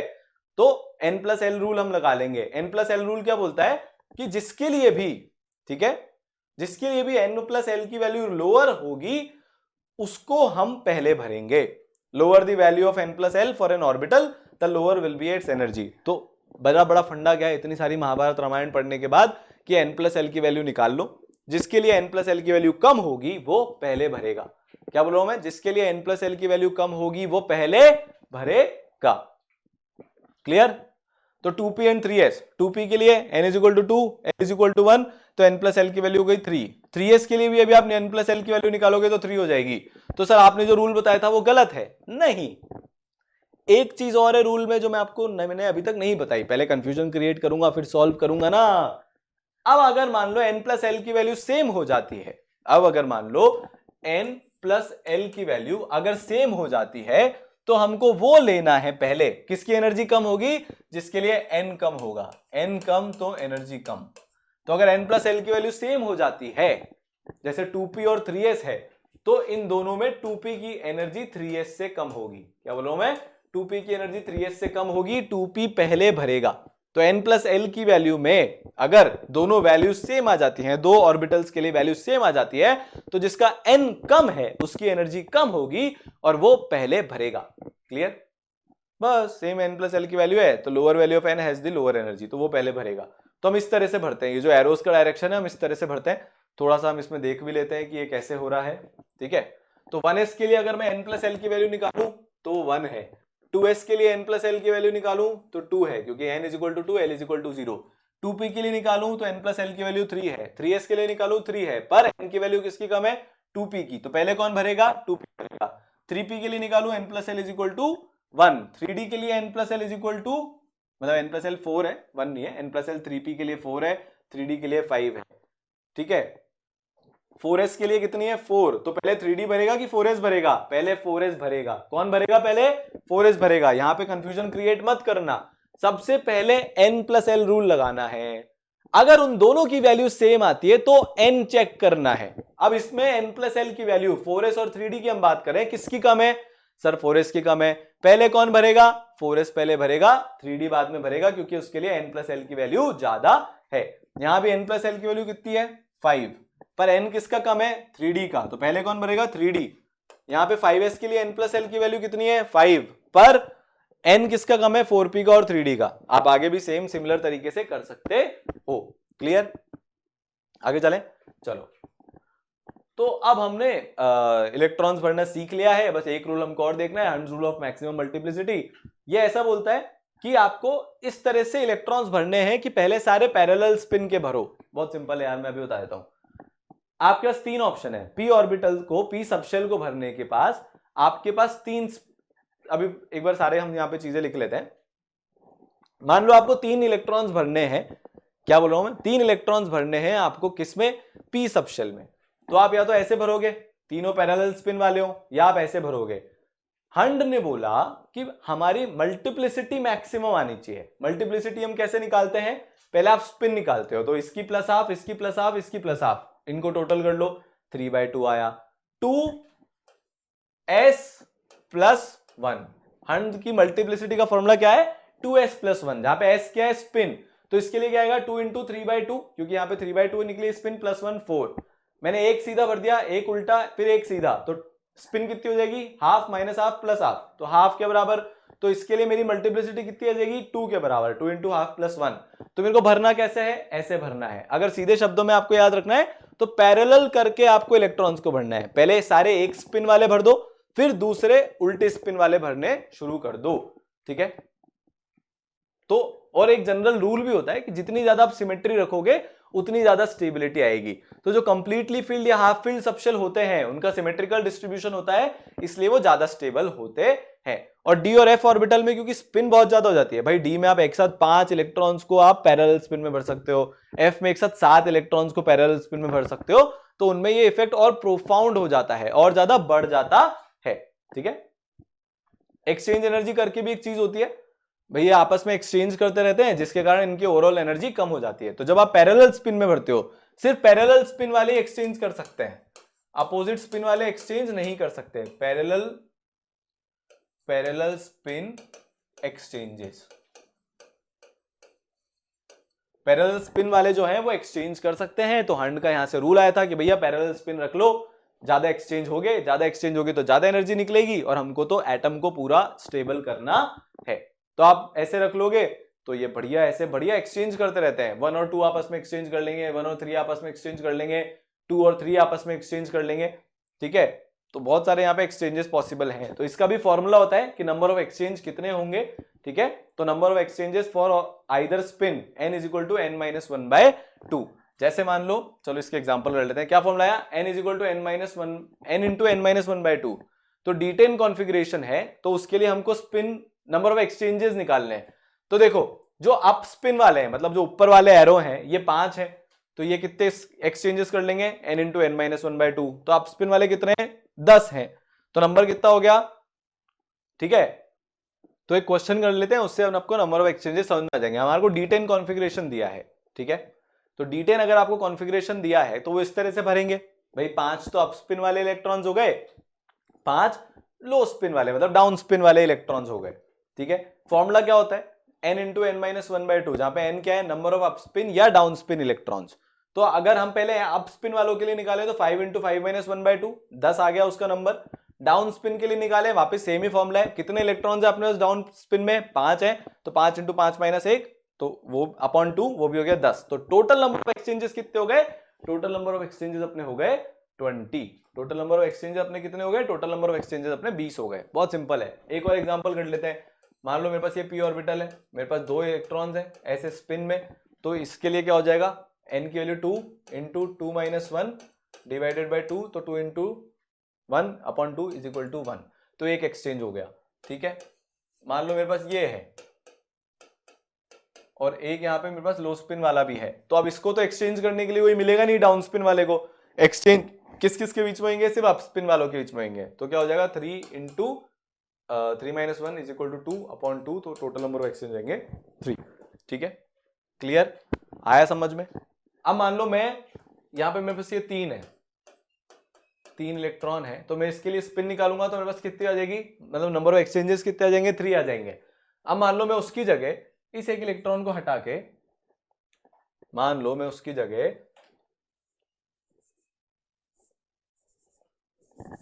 मान लेते हैं कि मैं उसकी जगह अब कुछ ऐसा अरेंजमेंट कर देता हूं। अब मेरे एक्सचेंजेस कितने होंगे, पैरेलल स्पिन वाले 2 ही हैं, तो 2 इंटू 1/2 इज इक्वल टू 1। तो मेरे को एक्चुअल में अरेंजमेंट कैसा करना है कि मैं पहले तीनों को पैरेलल स्पिन में भरूंगा, ठीक है। तो अब हम इलेक्ट्रॉनिक कॉन्फ़िगरेशन देख लेते हैं कुछ उसके। तो हम डिनोट कैसे करते हैं, NLX से, जहां पे N शेल बताता है, L सबशेल बताता है और X बताता है नंबर ऑफ इलेक्ट्रॉन्स, ठीक है। क्या बताता है, number of electrons in a subshell. तो अगर मेरे को 2p में बताना है कि उसमें 5 इलेक्ट्रॉन्स हैं, तो 2 क्या बता रहा है, सेकंड सबशेल, p क्या बता रहा है, p सबशेल, और 5 क्या बता रहा है कि भैया ये नंबर ऑफ इलेक्ट्रॉन्स है। तो अगर मेरे को कोई इस तरह से लिख के बोल दे कि 2p5, तो उसका मतलब क्या है कि n इज इक्वल टू 2 में, मतलब शेल नंबर 2 में p सबशेल के अंदर 5 इलेक्ट्रॉन्स हैं। इसको मैं कैसे पढ़ूंगा, सेकंड शेल के p सबशेल में 5 इलेक्ट्रॉन्स हैं। वापस से बोलता हूं, सेकंड शेल के p सबशेल में 5 नंबर ऑफ इलेक्ट्रॉन्स हैं। ये हमको इस तरह से कुछ पढ़ाएगा। तो मैं हाइड्रोजन की बात करूं तो n1 है, टोटल इलेक्ट्रॉन्स 1 है, L0 है, s ऑर्बिटल है, ऐसा दिखता है, ऑर्बिटल डायग्राम मेथड इसको बोलते हैं, और इसको मैं लिखूंगा 1s1। 1s के अंदर एक इलेक्ट्रॉन है, इसको बोलते हैं ऑर्बिटल नोटेशन मेथड। 2 मेथड होते हैं, डायग्राम बना बना के दिखा दो या नोटेशन के मेथड से दिखा दो, ठीक है। तो ये अपना हाइड्रोजन हो गया। तो ये ऐसा दिखता है, ऐसे यहाँ पे गोल गोल गोल गोल घूम रहा है। क्लियर, आया समझ में। अब हम हीलियम की बात कर लेते हैं भाई, या चलो ये अपना नाइट्रोजन है, पहले नाइट्रोजन को देख लेते हैं। तो नाइट्रोजन में हमारे पास कितने इलेक्ट्रॉन थे, 7। तो पहला इलेक्ट्रॉन कहां पे भरेंगे, जहां पे एनर्जी मिनिमम होगी, तो उसके लिए हम n इज इक्वल टू 1 को लेंगे। n इज इक्वल टू 1 में सबशेल कितने हो सकते हैं, सिर्फ एक। तो पहला जो इलेक्ट्रॉन है वो 1s में जाएगा। इस ऑर्बिटल में 2 इलेक्ट्रॉन आ सकते हैं, तो दूसरा इलेक्ट्रॉन भी इसमें जाएगा। तो यहाँ पे हमारा शेल 1 पूरा भर गया, उसके अंदर 2 इलेक्ट्रॉन आ सकते हैं। अब हमको 5 इलेक्ट्रॉन और भरने हैं, तो अब हमको कंपेयर करना पड़ेगा। भाई देखो n इज इक्वल टू, अगर मैं 2 की बात करूं तो L की वैल्यू हो सकती है 0,1। L की वैल्यू क्या हो सकती है, 0,1। पहले मैं S को भरूं कि P को भरूं, सर S की एनर्जी कम होती है P से, तो पहले आप S को भरो, बिल्कुल सही जवाब। तो पहले मैंने S के अंदर 2 इलेक्ट्रॉन भर दिए, ठीक है। पहले मैंने क्या किया, S के अंदर 2 इलेक्ट्रॉन भर दिए। फिर अब मेरे को इलेक्ट्रॉन भरने हैं P के अंदर, तो मैं पैरेलल स्पिन भरूं कि कैसे भी भर दूं, सर हंस ने बोला था कि मैक्सिमम मल्टीप्लिसिटी होनी चाहिए, मतलब पहले आप पूरे पैरेलल में भरो, तो अब मैं पूरे पैरेलल में भर रहा हूं, तो मेरा क्या हो गया, 1s के अंदर 2 इलेक्ट्रॉन, 2s के अंदर 2, 2p के अंदर 3। सर आपने इसको इस ऑर्डर में क्यों लिखा है, पहले आप 2p लिख ले, नहीं, हमको लोएस्ट एनर्जी से हाईएस्ट एनर्जी की तरफ जाते हुए ऑर्बिटल्स को लिखना पड़ता है ऑर्बिटल नोटेशन मेथड में। सबसे लेफ्ट में सबसे लो एनर्जी, फिर उसके बाद एनर्जी जैसे जैसे बढ़ती जा रही है आप लिखते जाओ। तो 1s2, 2s2, 2p3, मतलब 1s में 2 इलेक्ट्रॉन्स हैं, 2s में 2 इलेक्ट्रॉन्स हैं और 2p में 3 इलेक्ट्रॉन्स हैं। ये नाइट्रोजन का अपना एटम है, ठीक है। Valence electron, outermost shell में जितने भी इलेक्ट्रॉन्स हैं, जो लास्ट शेल है उसको हम बोलते हैं वैलेंस इलेक्ट्रॉन। जैसे ऑक्सीजन है तो इसकी लास्ट शेल कौन सी है, शेल की बात कर रहा हूं, तो n=2, तो कितने इलेक्ट्रॉन्स हो गए, 6। मैग्नीशियम है तो सिर्फ s, क्योंकि हमको n=3 देखना है। जो हाईएस्ट नंबर ऑफ शेल है उसके इलेक्ट्रॉन्स को वैलेंस शेल इलेक्ट्रॉन बोलते हैं। आर्गन में देखें तो ये अपने 8 हो गए, क्योंकि n=3 है तो 8 वैलेंस इलेक्ट्रॉन हो गए, तो 6, 2 और 8। क्लियर, चलें आगे भाई। इसके अलावा हमको कुछ कुछ एक्सेप्शनल कॉन्फ़िगरेशंस होते हैं क्रोमियम और कॉपर के, उसमें हमको याद करना होता है भाई, ठीक है। तो क्रोमियम में क्या होता है, क्रोमियम में ये होता है कि ये 4s1 3d5 हो जाता है और ये 4s1 3d10 हो जाता है। क्यों, क्योंकि मैंने आपको बोला था कि जितने ज्यादा पैरेलल स्पिन में रहेंगे उतनी ज्यादा स्टेबिलिटी आती है, जितनी ज्यादा स्टेबिलिटी। इसके बारे में खैर हम पीरियोडिक टेबल में और बात कर लेंगे। आपको यहाँ पे याद रखना है कि क्रोमियम और कॉपर के एक्सेप्शनल कॉन्फ़िगरेशन होते हैं। अगर हम n+l रूल से जाते तो इसका कॉन्फ़िगरेशन होना चाहिए था 4s2 3d4, पर ऐसा ना होके 4s1 3d5 हो जाता है। इसका होना चाहिए था 4s2 3d9, पर ऐसा ना होके 4s1 3d10 हो जाता है, क्योंकि 4s और 3d में पहले तो s भरेगा, क्योंकि n+l 4s के लिए 4 है और 3d के लिए 5 है। पर ये रूल ना मान के ज्यादा स्टेबिलिटी के रूल्स को ब्रेक कर देते हैं, फ्री हो जाते हैं रूल से और अपना कॉन्फ़िगरेशन ऐसा कुछ रख लेते हैं, ठीक है। क्लियर। अब मैग्नेटिक मोमेंट बहुत इंपॉर्टेंट है, ये भी म्यू इफेक्टिव, इसको म्यू से डिनोट करते हैं, होता है √n × n+2, जहां पे n जो है, n क्या है, n है कि भैया आपके पास कितने इलेक्ट्रॉन्स हैं पैरेलल स्पिन के अंदर, ठीक है। ये क्या बोलता है कि कितने आपके पास इलेक्ट्रॉन्स है पैरेलल स्पिन के अंदर जो पेयर्ड नहीं है, जो क्या नहीं है, जो पेयर्ड नहीं है, ठीक है। सो फॉर एग्जांपल मान लो मेरे पास ये है, अब मेरे पास सिर्फ एक इलेक्ट्रॉन है यहां पे, ठीक है। या फिर चलो अपन 1s ले लेते हैं, ये अनपेयर्ड इलेक्ट्रॉन्स है ना, यहां पे n = number of unpaired electrons, unpaired electrons. यहां पे अनपेयर्ड इलेक्ट्रॉन कितने हैं, 1, तो इसकी वैल्यू कितनी हो जाएगी, √1 × 3 √3। तो इसके लिए जो वैल्यू हो जाएगी मैग्नेटिक मोमेंट की, वो हो जाएगी √3 के बराबर। यहां पे आपको कितने अनपेयर्ड इलेक्ट्रॉन्स दिख रहे हैं, सर मेरे को 3 अनपेयर्ड इलेक्ट्रॉन्स दिख रहे हैं, तो 3 × 5, क्योंकि n+2 = √15, यहां पे इसकी वैल्यू हो जाएगी। मान लो मैं यहां पे एक इलेक्ट्रॉन डाल देता हूं, तो अनपेयर्ड इलेक्ट्रॉन्स कितने दिख रहे हैं, सर इसको तो आपने पेयर कर दिया, 2 मेरे को अनपेयर्ड इलेक्ट्रॉन दिख रहे हैं, तो इसके लिए वैल्यू हो जाएगी, अनपेयर्ड इलेक्ट्रॉन 2 है इंटू 2 + 2 हो जाएगा, ये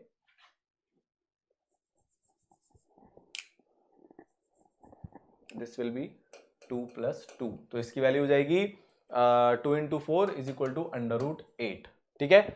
अब मैं इसको भी पेयर कर दूं तो सिर्फ एक अनपेयर्ड बचा है, तो इसकी वैल्यू हो जाएगी, क्या वैल्यू होती है भाई, 1 × 3, तो √3 हो जाएगी। तो बस अनपेयर्ड इलेक्ट्रॉन्स गिनने, उससे आपका मैग्नेटिक मोमेंट निकल जाएगा। क्लियर। तो अब अगर मान लो आपको कोई ये दे दे कि यार मेरे मैग्नेटिक मोमेंट की वैल्यू √3 है और आपसे पूछ रहे नंबर ऑफ अनपेयर्ड इलेक्ट्रॉन बताओ, तो कितने हो जाएंगे, 1। मैग्नेटिक मोमेंट की वैल्यू 8 है, √8, कितने अनपेयर्ड हो जाएंगे, 2।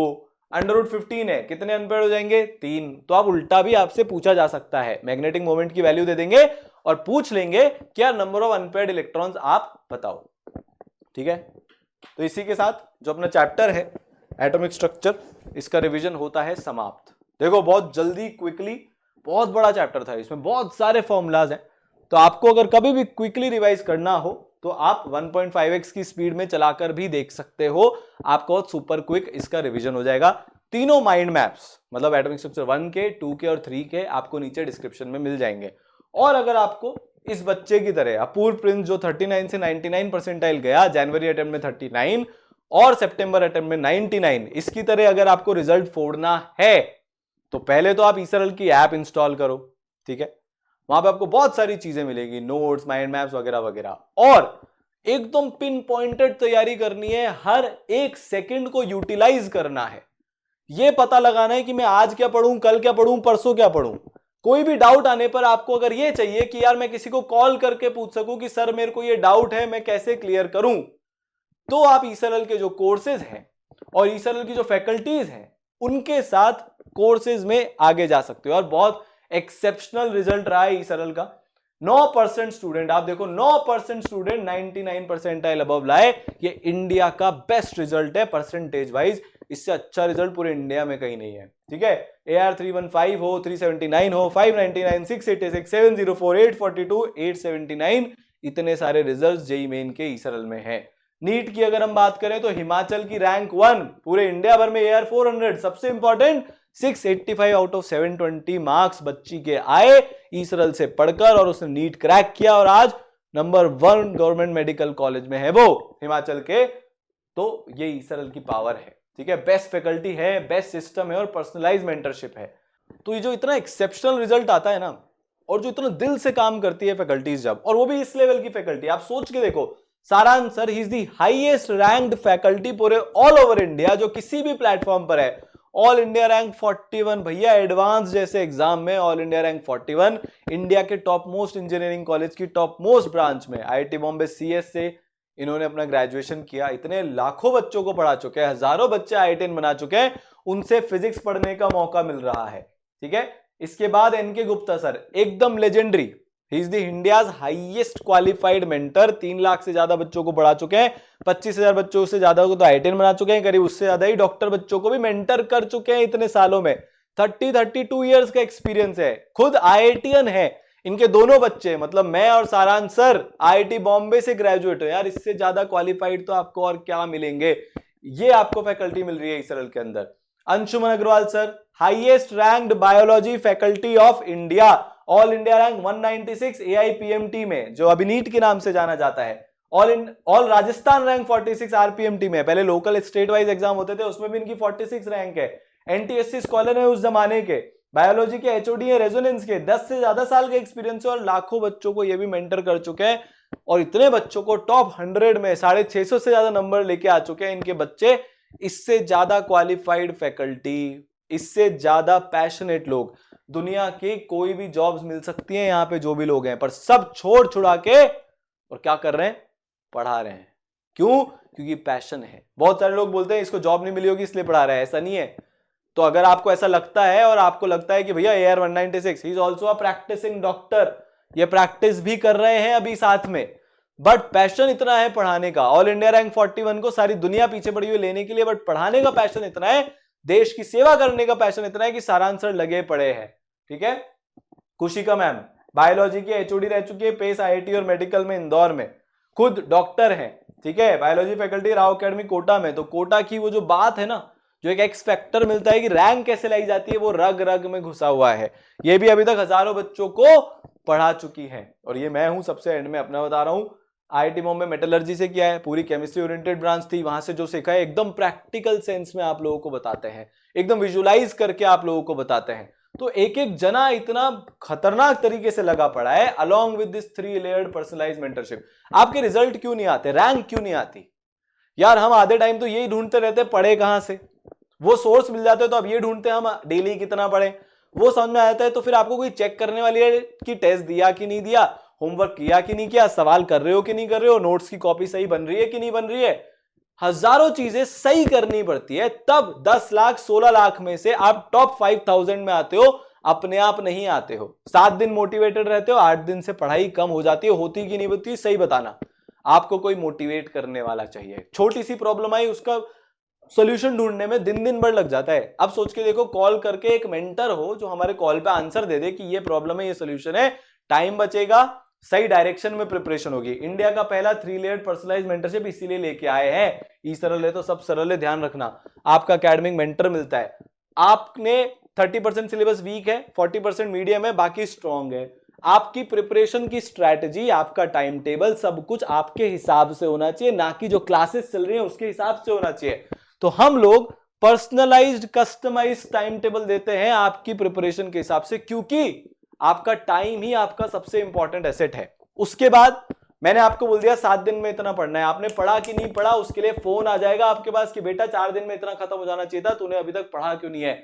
इतने लेवल पर जाकर आपके साथ कनेक्टेड है, आपकी जिंदगी बनाने के लिए पीछे पड़े हुए हैं, एकदम भाग रहे हैं, दौड़ रहे हैं। तो ये आपको मिलेगा प्रोग्रेस मेंटर, जो आपकी प्रोग्रेस को चेक में रखेगा। और उसके बाद लाइव मेंटरशिप सेशन होते हैं। एनके गुप्ता सर, सारांश सर और मैं 7:30 बजे सेशन चालू करते हैं, 11:30 बजे तक लगातार सेशन लेते हैं। बच्चे थक जाते हैं प्रॉब्लम पूछते पूछते, पर हम बताते बताते नहीं थकते, इतना कमिटमेंट है। ये रिवोल्यूशन है यार। मतलब आप सोच के देखो, इस लेवल की फैकल्टीज, इंडिया के सबसे बड़े मेंटर आपको लाइव मिल रहे हैं, जहां पे आप डायरेक्टली उनसे पूछ सकते हो, सर मेरी ये प्रॉब्लम है, इसका सोल्यूशन बताओ। और वो टीचर लगे पड़े हैं आपकी प्रॉब्लम्स को सॉल्व करने में। आपको डाउट्स आएंगे, ये भी इंडिया का पहला है। बाकी सब जगह या तो टेक्सचुअल सॉल्यूशन मिलते हैं या वीडियो सॉल्यूशन मिलते हैं, हम दोनों दे रहे हैं। जो अपनी प्रैक्टिस शीट से उसके बहुत डिटेल में टेक्सचुअल सॉल्यूशन है और उतने ही डिटेल में वीडियो सॉल्यूशंस भी है। सर हमारा इससे काम नहीं हुआ, डाउट बच गए, हमको डाउट पूछना है, ठीक है, ई सरल का डाउट टूल जो एआई और एमएल पावर्ड है वो आपको मिलेगा। डाउट डालो, आंसर आएगा। सर हमको तो अभी फैकल्टी से लाइव पूछना है, ठीक है बेटा, लाइव डाउट क्लासेस ले लो, लाइव डाउट क्लासेस भी आपको दे दी। सर हमको तो अभी भी समझ में नहीं आया, क्या फैकल्टी से बात हो सकती है क्या? हाँ फैकल्टी से बात हो सकती है, इसके बाद तो अब आप जान ही ले सकते हो। 4 लेयर्ड, बाकी सब जगह या तो ये लेयर है या ये लेयर है या ये लेयर है या ये लेयर है, भैया हम चारों करवा रहे हैं क्योंकि आपका डाउट नहीं रहने देंगे। ठीक है, तो यार ऐसी बहुत सारी चीजें हैं जो आपको यहाँ पे मिलने वाली है। आप नीट के बच्चे हो, 2021 एस्पिरेंट हो, तो आपके लिए शूट आउट का कोर्स है। आप जाओ वेबसाइट पे, स्टोर पे, उसको लो, एकदम अफोर्डेबल प्राइसेस में है, रैंक कैसे नहीं फूटेगी। आप जेई के बच्चे हो, 2021 के ब्रह्मोस कोर्स है, 2022 के बच्चे हो, चैंपियन कोर्स है। यार इतनी सारी चीजें हैं आपके लिए कस्टमाइज। अब 2022 के बच्चे हैं साहब, उनका 11th उड़ा हुआ है, अब कैसे पढ़ना है, क्या पढ़ना है, 12th कब पढ़े, 11th कब पढ़े, टेस्ट कितने देने, क्वेश्चन कितने करने, ये सारे डाउट आपको आपके हिसाब से, आपकी प्रिपरेशन लेवल के हिसाब से मिलेंगे। सारे कोर्सेज का लिंक नीचे डिस्क्रिप्शन में मिल जाएगा, फोन नंबर भी मिल जाएगा, उस पर कॉल करके जो भी डाउट है पूछ लेना। क्लियर? तो भाई ऐसे फोड़ते रहना है, मचाते रहना है और इस रेवोल्यूशन का हिस्सा बनना है। We are also one of the highest rated apps play store पे, 4.5, बहुत बड़ी बात है। ठीक है, तो ऐसे ही फोड़ते रहो, मचाते रहो, आग लगाते रहो। All the best.